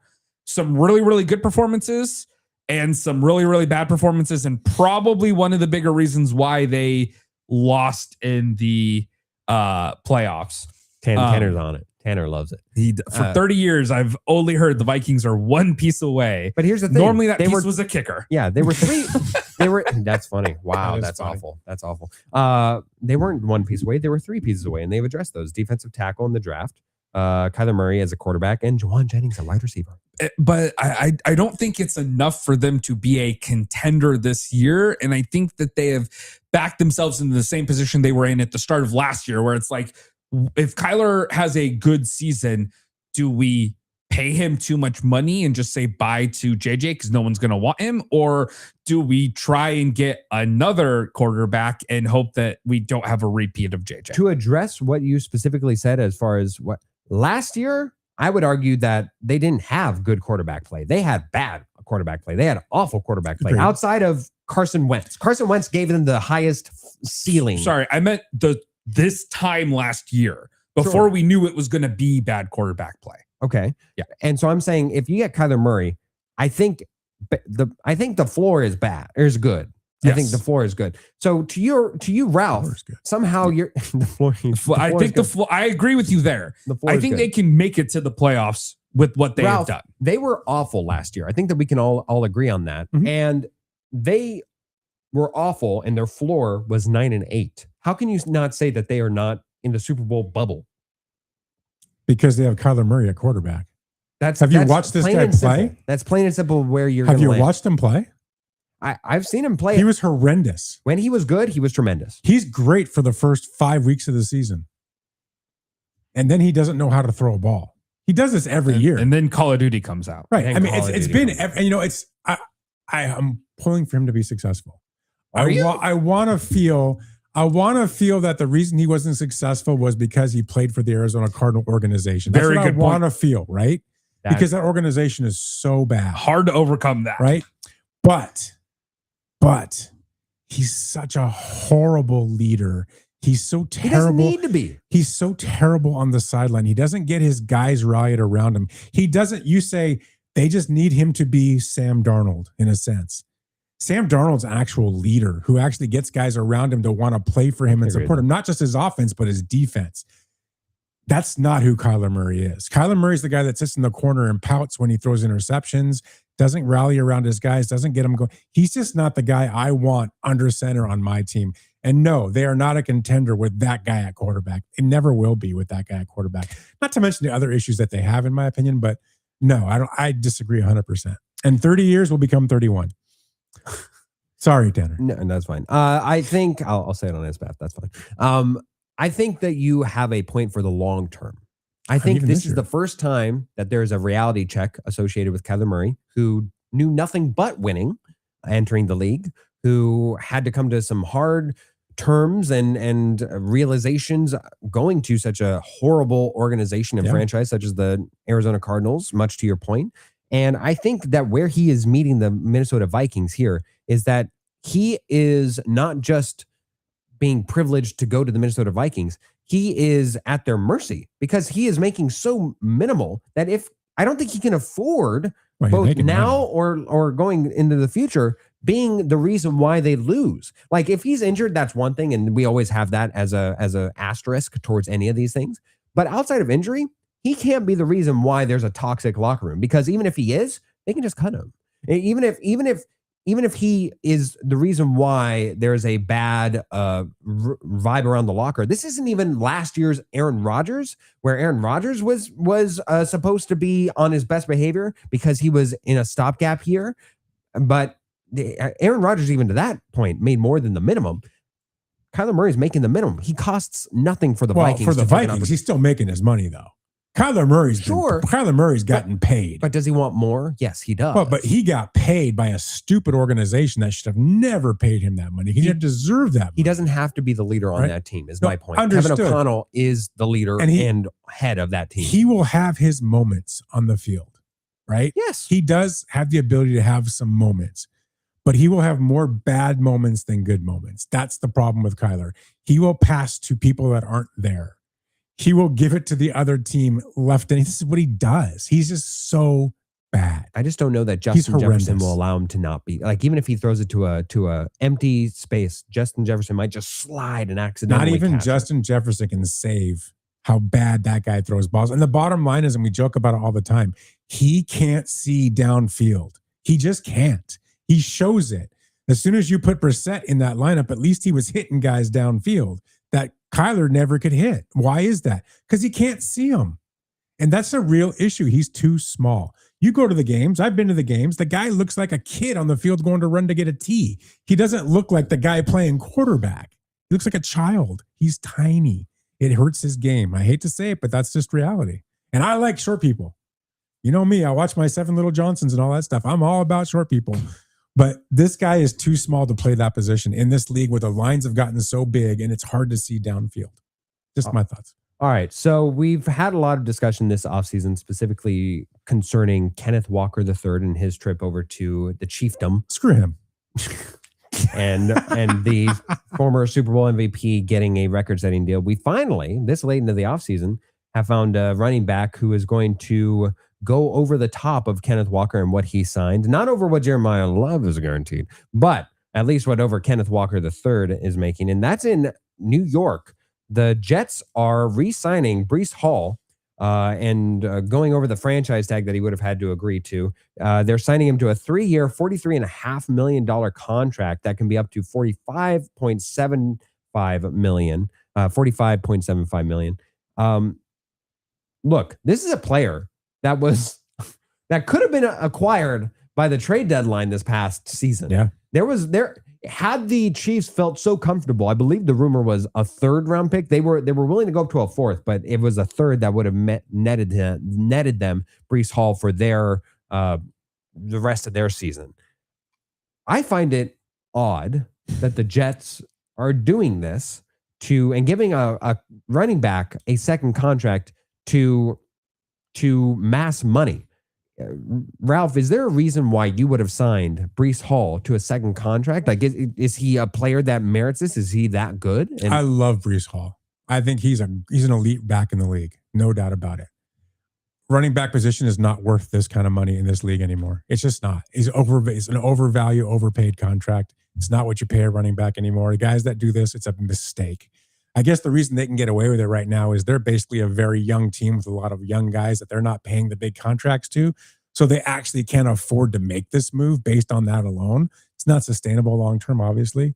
But he's being overpaid, but I kind of understand why they did it. They wanted to keep him happy, him there, to work with the younger guys on offense to try to build something. They've already got a bunch of young guys on defense. You're not spending a ton of money there. It makes sense from that point, but it's not long-term. It's not a smart move. And the running back position does not deserve that kind of money anymore, in my opinion. Luke, would you have paid a second contract to a running back who's already had an ACL surgery? You know me. I've said that on this show, going back years to my guest appearances.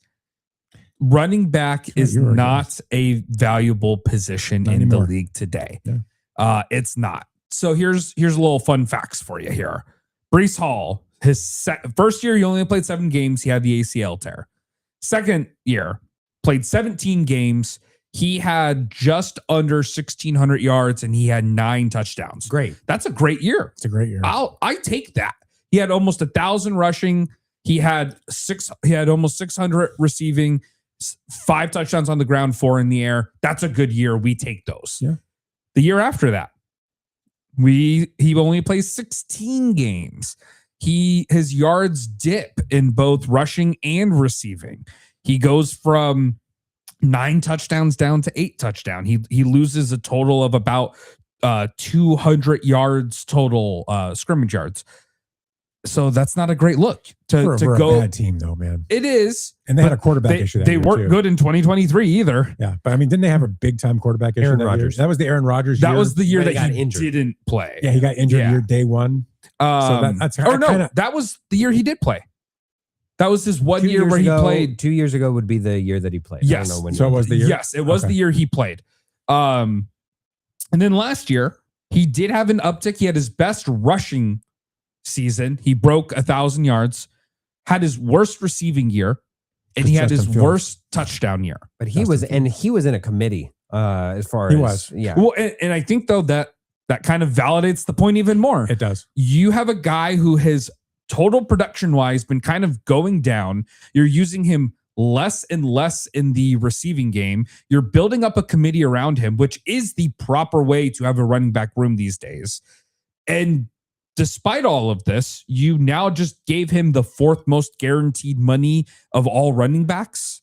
You now have given him, he's now the 3rd highest paid running back. The only 2 that are getting paid more are Saquon and McCaffrey right now. And Kenneth Walker, yes. According to this, it's close. It's close, but it says that he is the 3rd highest. Okay. This is the little really co-pilot thing, right, so maybe that's wrong, but I just, this to me, this is a mistake. Let him go. I personally think they should have just traded him last year during the season. Get whatever you can for him, and if you really needed another running back because you didn't believe in your current ones, just draft one late in the 5th or 6th round and you're fine, or pick up one of the 100 that are laying around who aren't getting paid. He's probably the best player on that team. On the offensive side. I disagree. I would go Garrett Wilson. That's close, I think, but I don't know. I would make him better than Garrett Wilson. I could see it, especially just so hard because Garrett Wilson is just for all intents and purposes never had a quarterback, and he's impressive even in spite of that. I agree with that. Yeah, both of them though. Yeah, I mean, yes, they're definitely 1A, 1B. Right. But I think but that's the thing. You had the 1A. You clearly are not going to be a good team this year. I hope that they realize that. That position, well, they're young, right? I think they know that. They're rebuilding. But that position, to your point, that's a $5 to $6 million a year role. Yeah. Because to your point, it's running back by committee. Mm-hmm. Kenneth Walker, they would talk to him after he went to Kansas City, and he said in an interview that he knew halfway through the year last year that he was not going to come back to Seattle because he wasn't happy with the whole committee thing. He wants to be the guy. Number one, you couldn't stay healthy. Number 2, that's not the model in the league anymore. There's not going to be just the guy. It doesn't work. Detroit proved that it's not going to work anymore. So I see, if I'm an owner, I mean, $5-6 million a year is where I want to be around, where I'm paying a running back. I'm not giving a running back $10, $12, $14 million a year anymore. I'm just not doing that. It makes no sense. It's a stupid spend. Yeah. I think that this proves the fallacy of having a lame duck or even on the hot seat head coach, because what does this scream? This screams a win now move. Mm-hmm. Even in spite of all logic, that you realize that you don't have a quarterback, that you at best you are hoping for a wild card berth playoff team, like that you can just somehow be scrappy enough that the rest of the remaining teams in your division, let alone conference, are bad enough that you can just go and have the luxury to be mollywopped by probably the Bills in the first round. That is the height and ceiling of it, and the only way that you can achieve that is by re-signing Breece Hall. Is that the prudent move going forward? No. Is that something that you will pay dividends for in the future? Yes. I mean, this contract, even in the here and now, like, this doesn't age into a good contract. It ages into a bad one. Like, this is something that you will eventually have to cut Breece Hall, and then he becomes a value you're hoping if you're the next team that you're not getting a Todd Gurley like second team experience versus a Derrick Henry. I mean, that's quite frankly what this is. And so Breece Hall, I'm glad for you, buddy. Go make your money. I mean, this is, this makes up for all the losing that you've had to do, as you have only won 22 games in your 4-year career with the Jets, which is just awful. And probably through no fault of your own. But I think that and all just says, Breece Hall, good on you for getting your money. Not what I would have done either. And this is something that you wanted to talk about, Ralph, as far as the Hall of Fame, one of the only 2 people, I think, in the general managing front office. Yeah. And the front office right now who are Hall of Famers. The John Schneider of the Seattle Seahawks, he's doing something over there in Seattle. What is he doing? I just want to make a point because I know that Luke wants this to be made. This is all about Luke. Okay. We haven't talked enough about John Schneider on this show. Well, I look at the draft and everybody talks about, who won the draft, who did a good job, blah, blah, blah. And I'm looking at the draft, I'm looking at free agency and seeing what's going on, right? I watched this pretty closely because I'm a big Seahawk guy. And I look at Seattle, lost 4 guys, right? You lost Mafe, you lost Walker, Bryant, and Woolen, right? Those 4 guys they lost would have cost them about $60 million to keep those guys. Instead, they replaced them with Fowler, who they just got in free agency from Dallas, Price in the draft, Clark in the draft, and Neal in the draft. So you spend about $14.5 to fill those roles versus $60 million. And this is what he does, right? Some teams, they say you need 3 first-round picks to rebuild.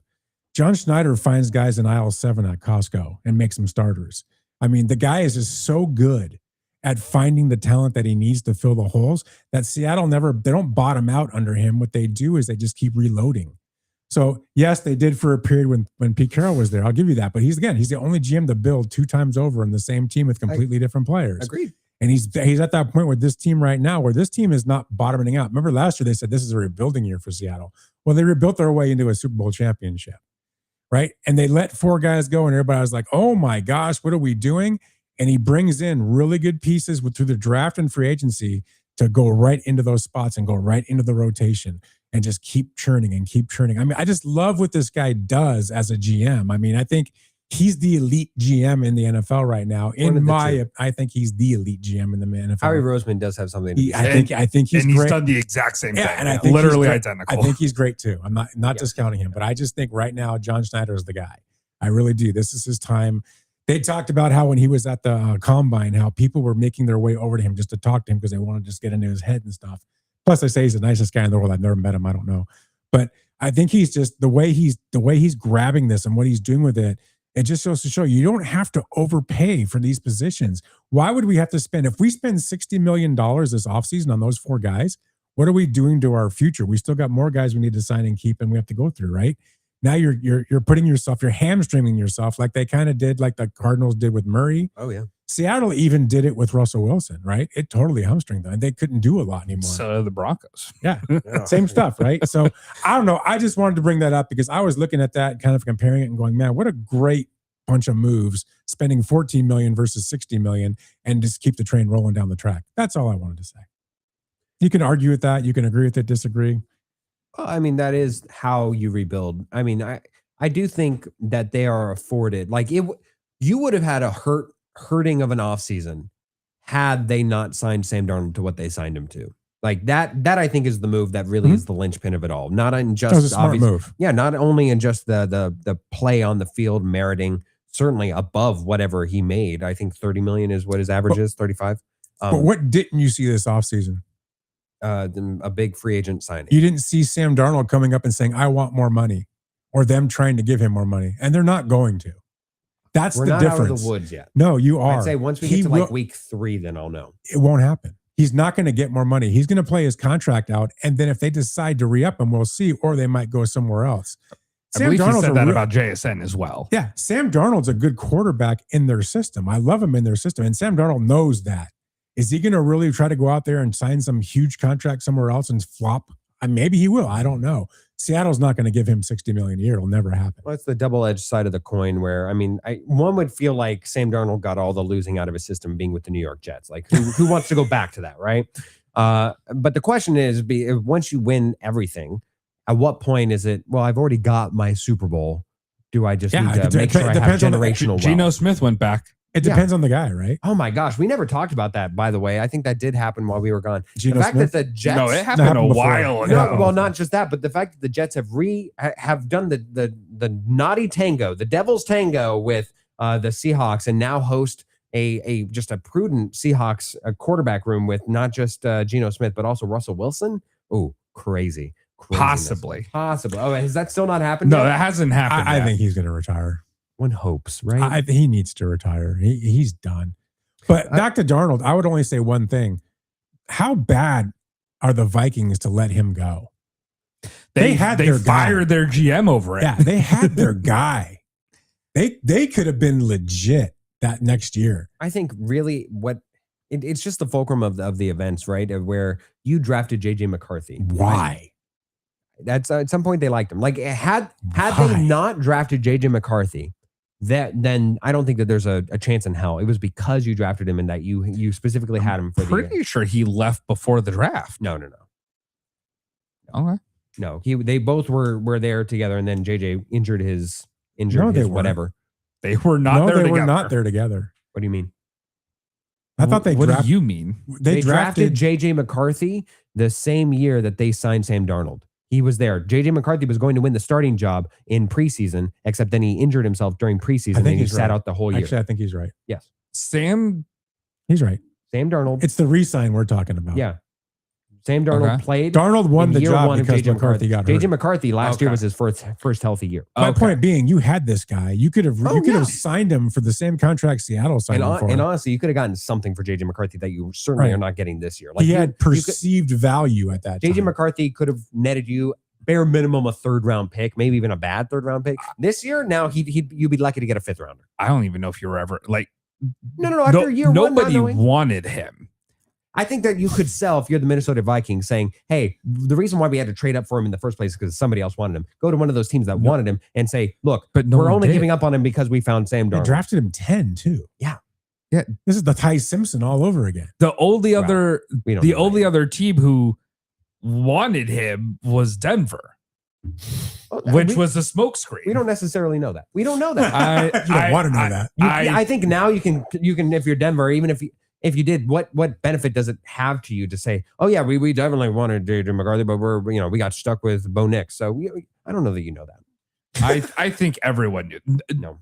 I think everyone except for Phil knew that. Speaking of quarterbacks, I do think that this is the one that I think may have blown over, but this happened during the time they were gone. I don't know. There have been conflicting reports about it, but just the fact that it existed, what a bunch of nincompoops that we have here in Arizona. If there was any validity whatsoever that you were willing to sign Aaron Rodgers to come and quarterback for the Arizona Cardinals for a year one of your new head coaching regime, that you do not have the pedigree and respect demanded from Mike Tomlin being there. You don't have the organizational respect and legacy heritage that is the Pittsburgh Steelers. If you think that you're the Arizona Cardinals and you can rein in the arrogance and the mindset of Aaron Rodgers simply because you have Nathaniel Hackett, my God, what an awful idea that was. Not necessarily for Aaron Rodgers, because obviously he's still getting what he wants no matter where he goes. Whatever, he can certainly even in shepherding an 8-9 season, I'm sure he could still get whatever he wants except for a winning record. But if you're the Arizona Cardinals, if there is an ounce of validity towards that you are interested whatsoever in Aaron Rodgers, shame on you. You're a bunch of nincompoops, and I hope you get the number 1 overall pick you so richly deserve this upcoming draft. He wanted a familiar situation, a rookie quarterback waiting to take his job, a head coach named LaFleur, a rookie named Jay Love. It was familiar to him. Jay Love. Well, the rookie quarterback in question is Carson Beck. I mean, I don't know if that's necessarily the same thing. I'm just saying.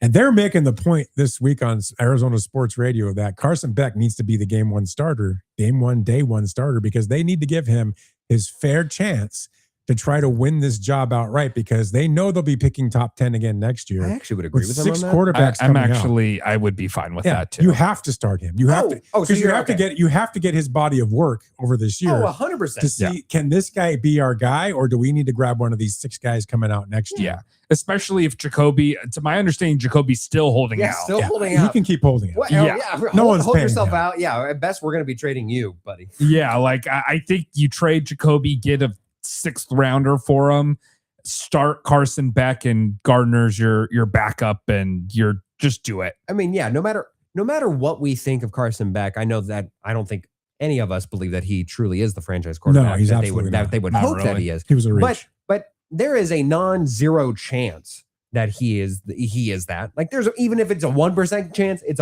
a percentage chance.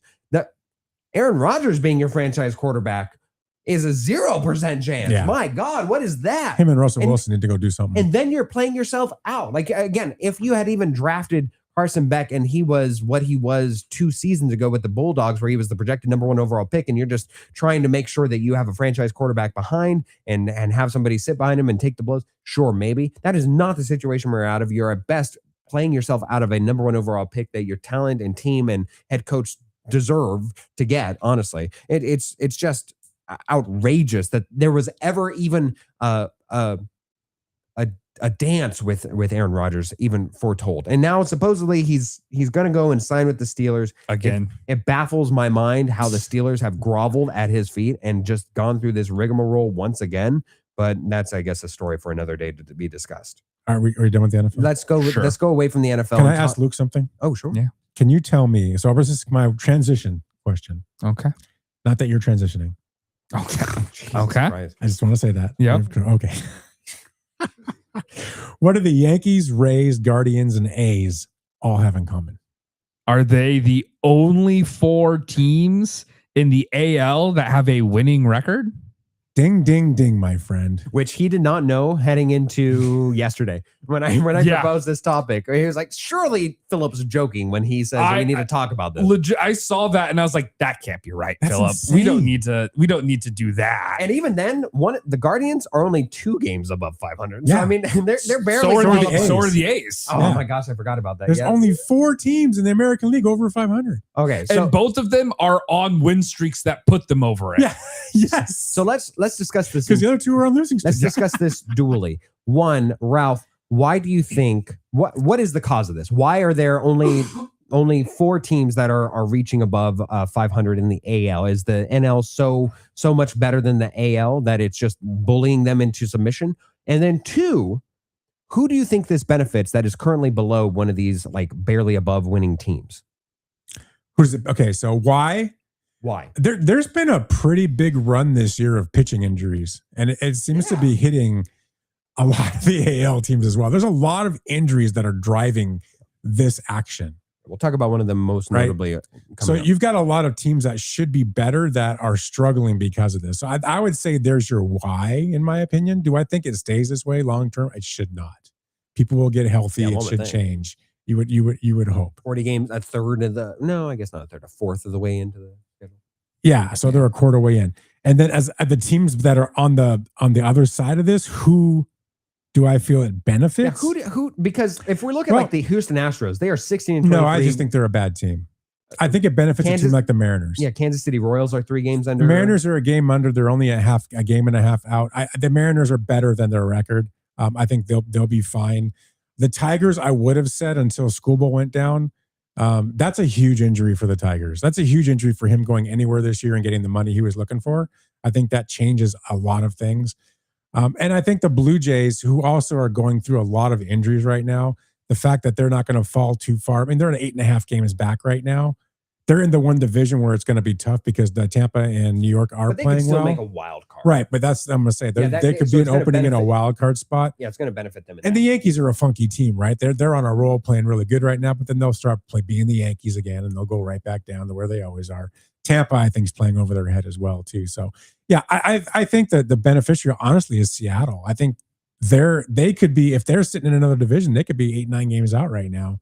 I think also it's going to make for a wonky trade deadline. I think almost pointless because if they're all around the same thing and you only got two teams that are both in the same division of the AL East, being the only like legitimately secure teams, how is that going to be? How are you as an other AL team within respectable distance of a wild card team going to then sell right then if you're only a game or two out, which they, I mean, Bitter Dolphin fan says that the Angels are 3 games out of a wild card spot currently, and they're 9 games under 500. It's going to depend where it all falls out. If you were to take the NL East and put it into the AL, forget about it. There's only one team in that division that's above 500, the Braves. Everybody else is below 500.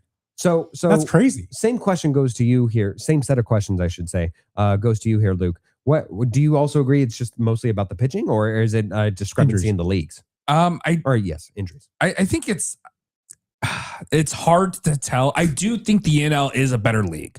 As a whole, I think the NL is a better league. I would take, if I'm ranking all of the top teams in the MLB as a whole, I'm going no particular order here because we're not going to talk about that right now. But I'm taking Braves, Cubs, Dodgers, all before I even pick an AL team. Padres. I'd probably pick the Padres. Phillies might actually make a couple of teams, even because they're within spin distance of riding the ship. They're back to winning again. Yeah, they're 7-3 in their last 10. So like, the NL Central has more teams with a winning record than the entire AL combined. Like, it's so true. It's hard to believe that there isn't at least a little bit of the NL is just better. And to be clear, this is the best time. This, in theory, should have been the best time for the AL to try to compete because the Phillies and the Mets are both historically down right now compared to what they should be at this year. So I do think that the NL is just better. But again, I mean, it definitely doesn't help that we're having such huge injuries so early on. I think Skubal is out for 3 months, I believe it is. 3 months. Yeah, so I mean, he's going to miss almost the entire season at this point. So he just has to pray that the Tigers hang around enough, which it looks like they might be able to just because of how bad everything's going there. But it's rough. It's a weird dynamic. It feels like back in the day, and even to a lesser extent now, the West was just so much better in the NBA than the East by leaps and bounds. And it was there were people every year, I was one of them, who argued to get rid of the conferences because it was not fair that a team like the Suns, who were winning almost 50 games, have to face the Grizzlies. Well, they didn't even. There was the one year with Eric Bledsoe. And they won like 49 games and missed the playoffs. I remember that. And like there were 2 or 3 teams in the East who had losing records, I think.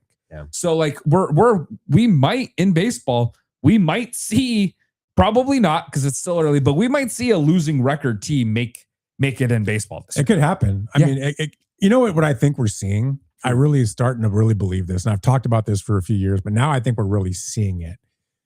Velocity is catching up with these pitchers. The body cannot consistently handle throwing a ball 100 plus miles an hour. It's just not built for it. If you look at it, it's just not built for it. And we're seeing that is the focus of these pitchers is to throw as hard as they can. We're not back in the days where you were throwing 90 to 92 and you had a great off-speed stuff and you were a great pitcher, right? It's not about being a pitcher anymore. How hard can I throw, right? Mizorowski 103.6 the other day. Chapman still throwing up to 104 sometimes. These guys, their bodies and their arms are starting to break down. And we're starting to see the injuries happen from the way they're trained when they're young to getting to this point and all the damage it does on their shoulders and their arms. And I think that's a huge problem. The Dodgers, we're seeing it in their organization. How many pitchers do they consistently have injured, right? Yeah. They've got 4 guys doing rehab down in OKC right now that are all pitchers. It's ridiculous. I mean, one of them's about to come back up, Blake Snell. Right. He starts today. The only reason the Dodgers can weather the storm is they've got 50 guys that can throw. They have their arms. I mean, they just have great arms up and down the organization. They got depth up and down. I mean, even Right. Mookie Betts hasn't played yet. He's getting ready to come back. He's doing a Monday. stint on an OKC. But I mean, that's what this game. If you're going to continue down this velocity path, this game is about depth. You've got to get deep as a roster, or you can't win in a full season. It's 162 games, and the Dodgers have been able to do that. And the Dodgers will win 100 games again this year, no matter all the millions of injuries they have, because they're built for that. But no one else really is. And I just think the velocity thing at some point it's got to change. We got to stop peppering our youth to throw as hard as possible, and we got to get back to pitching because I think it's hurting them. Dude, we're seeing Tommy Johns at 15. I mean, I don't know how we dial back on that. It's kind of like the same idea of like the NBA and the threes, like except for throwing, like what? You're only allowed, I don't know, like 3 pitches above 100 miles per hour or something, like, or maybe not 3, maybe like 10 or something. I don't know how you cut back on that. I think this is we talked about it a lot earlier, so we won't like fully rehash this, but I think this is the one area in sports where we are seeing the opposite of skill taking over just pure power. It, like you said, like it used to be skill. We have from the chat line, Greg Maddox never threw major heat. No, this is the one area where we're seeing is pitchers are completely abandoning the skill and fully focusing on the velocity. And I do agree that this is a huge mistake. I don't know how you correct it other than just a bunch of people making the stand and saying, I'm not going to worry about throwing 104. I'm just going to focus on my control. And I just don't know until that's something that has to be done at a systematic level of us saying we value this over this. That's the problem. Well, I would almost want to put this forth, though.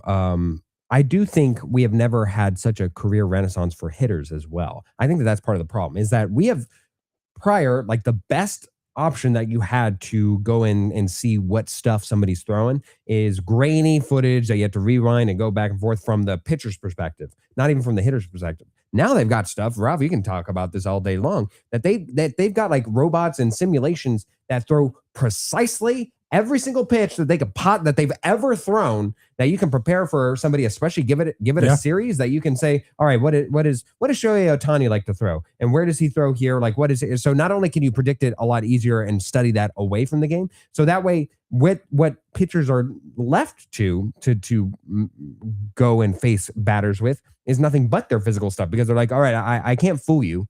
Because you've seen everything and you're able to identify a nickel coming at you 5 miles, back from here at 95 miles per hour going to you. So then what do I have left to do is just try and speed it past you. I understand what you're saying, and those machines are actually very cool. Where my son works out, they have those machines where it's a screen and you see that pitcher throwing at you and it does his stuff. Yeah, those machines are amazing, right? Yeah, very cool. But I hate and it starts with when travel ball became a thing, and I'm a victim of it. I ran a travel org. The big focus in travel ball was how hard can these little kids throw from 8 years old on, right? I mean, it's ridiculous. And that's all they focused on. And they got away from being pitchers, and then they just got to being power guys. And it's ruined the game. And to the point I think Luke was kind of making was in the world you live in as a youth trying to make it in baseball, and my son's in the same boat, all people want to see is velo. And if you don't have that velo, they rarely will look at you. Mm-hmm. They just won't. So you have guys in high school throwing 95, 98 now. It's insane. And then within a year, they're in surgery and they're getting Tommy John. They're looking to get it. Yeah. And now with Tommy John, they put that mesh on there and people come back throwing even harder. Yeah. They're looking. Some are like, turning into robots. Oh, thank goodness. Right. So the league itself, the sport would have to change its view and say, let's go back to the guys that were throwing 92 that threw 5 pitches and you kept everybody off balance. Because I will say this in the high school game, and I coached at a high school level, the guys that I saw that didn't throw hard, that could mix it up, that threw 4 or 5 pitches, they were the toughest to beat in high school because hitters didn't know what to do with them because they didn't know what was next. I think the only way that this would happen is if the NBA were to influence MLB and that you were looking towards preventing injury and there was some sort of link to that, to where it's like, hey, we're not going to have you throw your best stuff during the regular season. Somehow we'll weather that storm. I don't know how, but we'll weather that storm, and that you're only going to be throwing everything but fastballs essentially during the regular season. You work on your curveballs, work on your striker, work on your, yada, yada. You work on your changeup, all this stuff. That's another thing. Stop having little kids throw curveballs at 9-10 years old. Their muscles, they're not ready for it. Right? There's other pitches you can throw that can mimic that without hurting their ligaments. And we have a lot of idiots doing that down there too. We could have a whole show about travel ball. I can tear those people apart. Rich is back on saying Cubs are in trouble with pitching. Steele, Boyd, and Horton all injured. But this is a common story, Rich, for so many teams right now. So many, and that's what I think is going on with the American League and why you're seeing what you're seeing. It's just so many injuries. I mean, the Cubs on a historic home win streak over there in Cubby Land. Do you buy them as a real contender to Yeah, the Cubs are a contender. Okay. Absolutely. The Cubs, if you look at the National League, it's the Dodgers are a contender, the Padres are a contender, the Cubs are a contender. The Cardinals are playing really good ball too, so I think there's somebody to be looked at. I mean, obviously, like I said in the beginning of the year, I think the Braves are the biggest threat to the Dodgers in winning the NL. I've always thought that. I'm surprised that you have the Dodgers as a contender given how badly Shohei Ohtani's hitting recently. And what are they doing to them? Nothing. They're still winning. It's not about one player. They're only 5-5 in their last 10. I know. Ooh, are you at all worried about Shohei Ohtani and this cold streak that he's going through?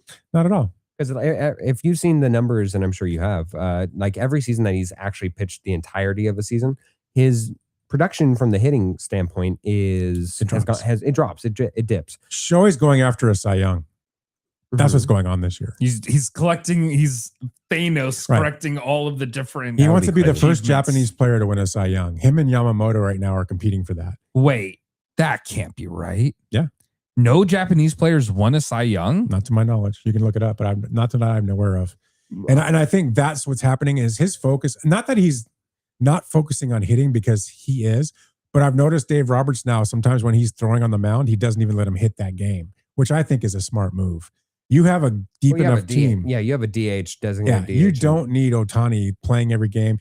You would want his bat in the playoffs, obviously, but you don't need him to go out there and hit 350 and hit 1 million home runs. You don't need it on this team. Let him fight. You need him more as a pitcher than you do a hitter. I'd say right now during the regular season, but during the postseason, which do you? I need him as a pitcher too. I need, if I have Ohtani and I have Yamamoto, just those two that are clicking on all cylinders on the mound, I'm tough to beat. Because then I can sprinkle a little glass now on there. I can sprinkle Roboleski, who right now is probably one of the top 5 pitchers in the NL right now. Snell. Not even mentioning Snell, who hasn't even started his season until today. So if I know if I at least have those two and the guys that I have around them, I'm pretty strong. I actually would be a little worried if I was you. Worried is so general. Like, I mean, you're looking at, you know that Mookie is going to be starting here on Monday, more than likely he's projected to. I'm sure Freddie Freeman will have an up and down season. He's having a good year. Sure. Having a good year. But I mean, you're going to want to see how he does with injuries and everything else. I would argue that, I mean, who's having a bad year is the acquisition that they just made this offseason. But he's a historically slow starter. This is what he does. No one's worried about it. And he had a good game yesterday. And with the Dodgers, what you look at is their 7, 8, and 9 batters. By far, the best 7, 8, and 9 batter performance in the league this year. It's not even close. Why? Because Pages, we talked about last year in the playoffs, that he was on, in my opinion, was in a lot of trouble. He's batting, 330 this year? He just hit 3 home runs in a game 2 days ago. Pages has been a difference maker. The bottom 3 guys in their lineup are carrying the team right now as they're struggling on top. Again, that goes about depth and everything else. That's how good this team is. Ohtani doesn't need to worry about his bat. I think he has a 0.5 ERA on the mound. It's ridiculous. He's not hittable. Yeah. I'm fine with him being a great pitcher this year. I want to see him win the Cy Young. How awesome would that be? That would be pretty cool. I think that would be good for the sport. I don't know if it's possible. Especially with Yamamoto there. He's having a better year than Yamamoto. Dude, he's been ridiculous on the mound. So you buy the Cubs as a honest contender. Like do they scare you? Does anybody scare you? The Braves. The Braves have scared me since before the season started. I always felt that if they stay healthy, they're dangerous. Now I know the Dodgers beat them yesterday, but that doesn't mean anything. Yeah, I know. We're almost there. Almost there. We are. That's a little fast. Absolutely. Oh, yeah, that's right. We're a minute fast. Did you want to talk about the Skubal? I mean, I know that when it first came down and you messaged. Can we talk about PCA? Oh, sure. Oh, my God. Who visited LA? Who was booed mercilessly? To his credit, I did hear this. I did hear about this news outside. You saw his 3 or 4 strikeouts in a game, and then that play in center field where he looked like he was a child trying to catch a ball, and it went right over him. Didn't know what he was doing. Looked like an absolute moron. Did you see that? It was the most gratifying moment as a Dodger fan to see this moron, this That idiot. was the most gratifying. It was. Not the back-to-back World Series. I expect that. Not the MVPs. That's an expectation. To see this idiot who talks smack look like an absolute moron in front of people in Dodger Stadium was gratifying. It was so gratifying. It's like, dude, you're going to learn. Keep your mouth shut. And this is what happens when you don't. And now you're going to eat crow. And he had to eat crow. And it was beautiful to watch. Just saying. Gorgeous. Just so gorgeous. Yeah, I'm surprised CNN didn't lead with it for breaking news. I'm shocked.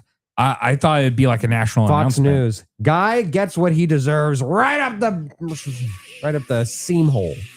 It was right up the seam hole. It was. Go watch it. If you haven't seen it, I go have see zero intention of watching it. Okay, I will push it to you. I could not tell then. you what I couldn't tell you something I care about less than somebody making an error. No, it's more than that. It's hilarious. Sure. You should. A professional baseball player should never play a ball that way. It was unbelievable. Sure. I'm just saying. No, now you're watching it. I'm not watching. I will force it to you. Shove it down your Liam seam Hicks hole. plus 630 home run. Oh yes, the value pick. Go ahead and We didn't get to hammer that. All right. Dun dun dun. That's my dun dun dun. We'll get back to Value. That's our show, guys. Hey, thanks for joining us. Welcome on aboard. We're Instagram. back. We will see you again, same time, same channel, same everything next week. It's the Weekend Warriors. Have a great week. We'll see you soon.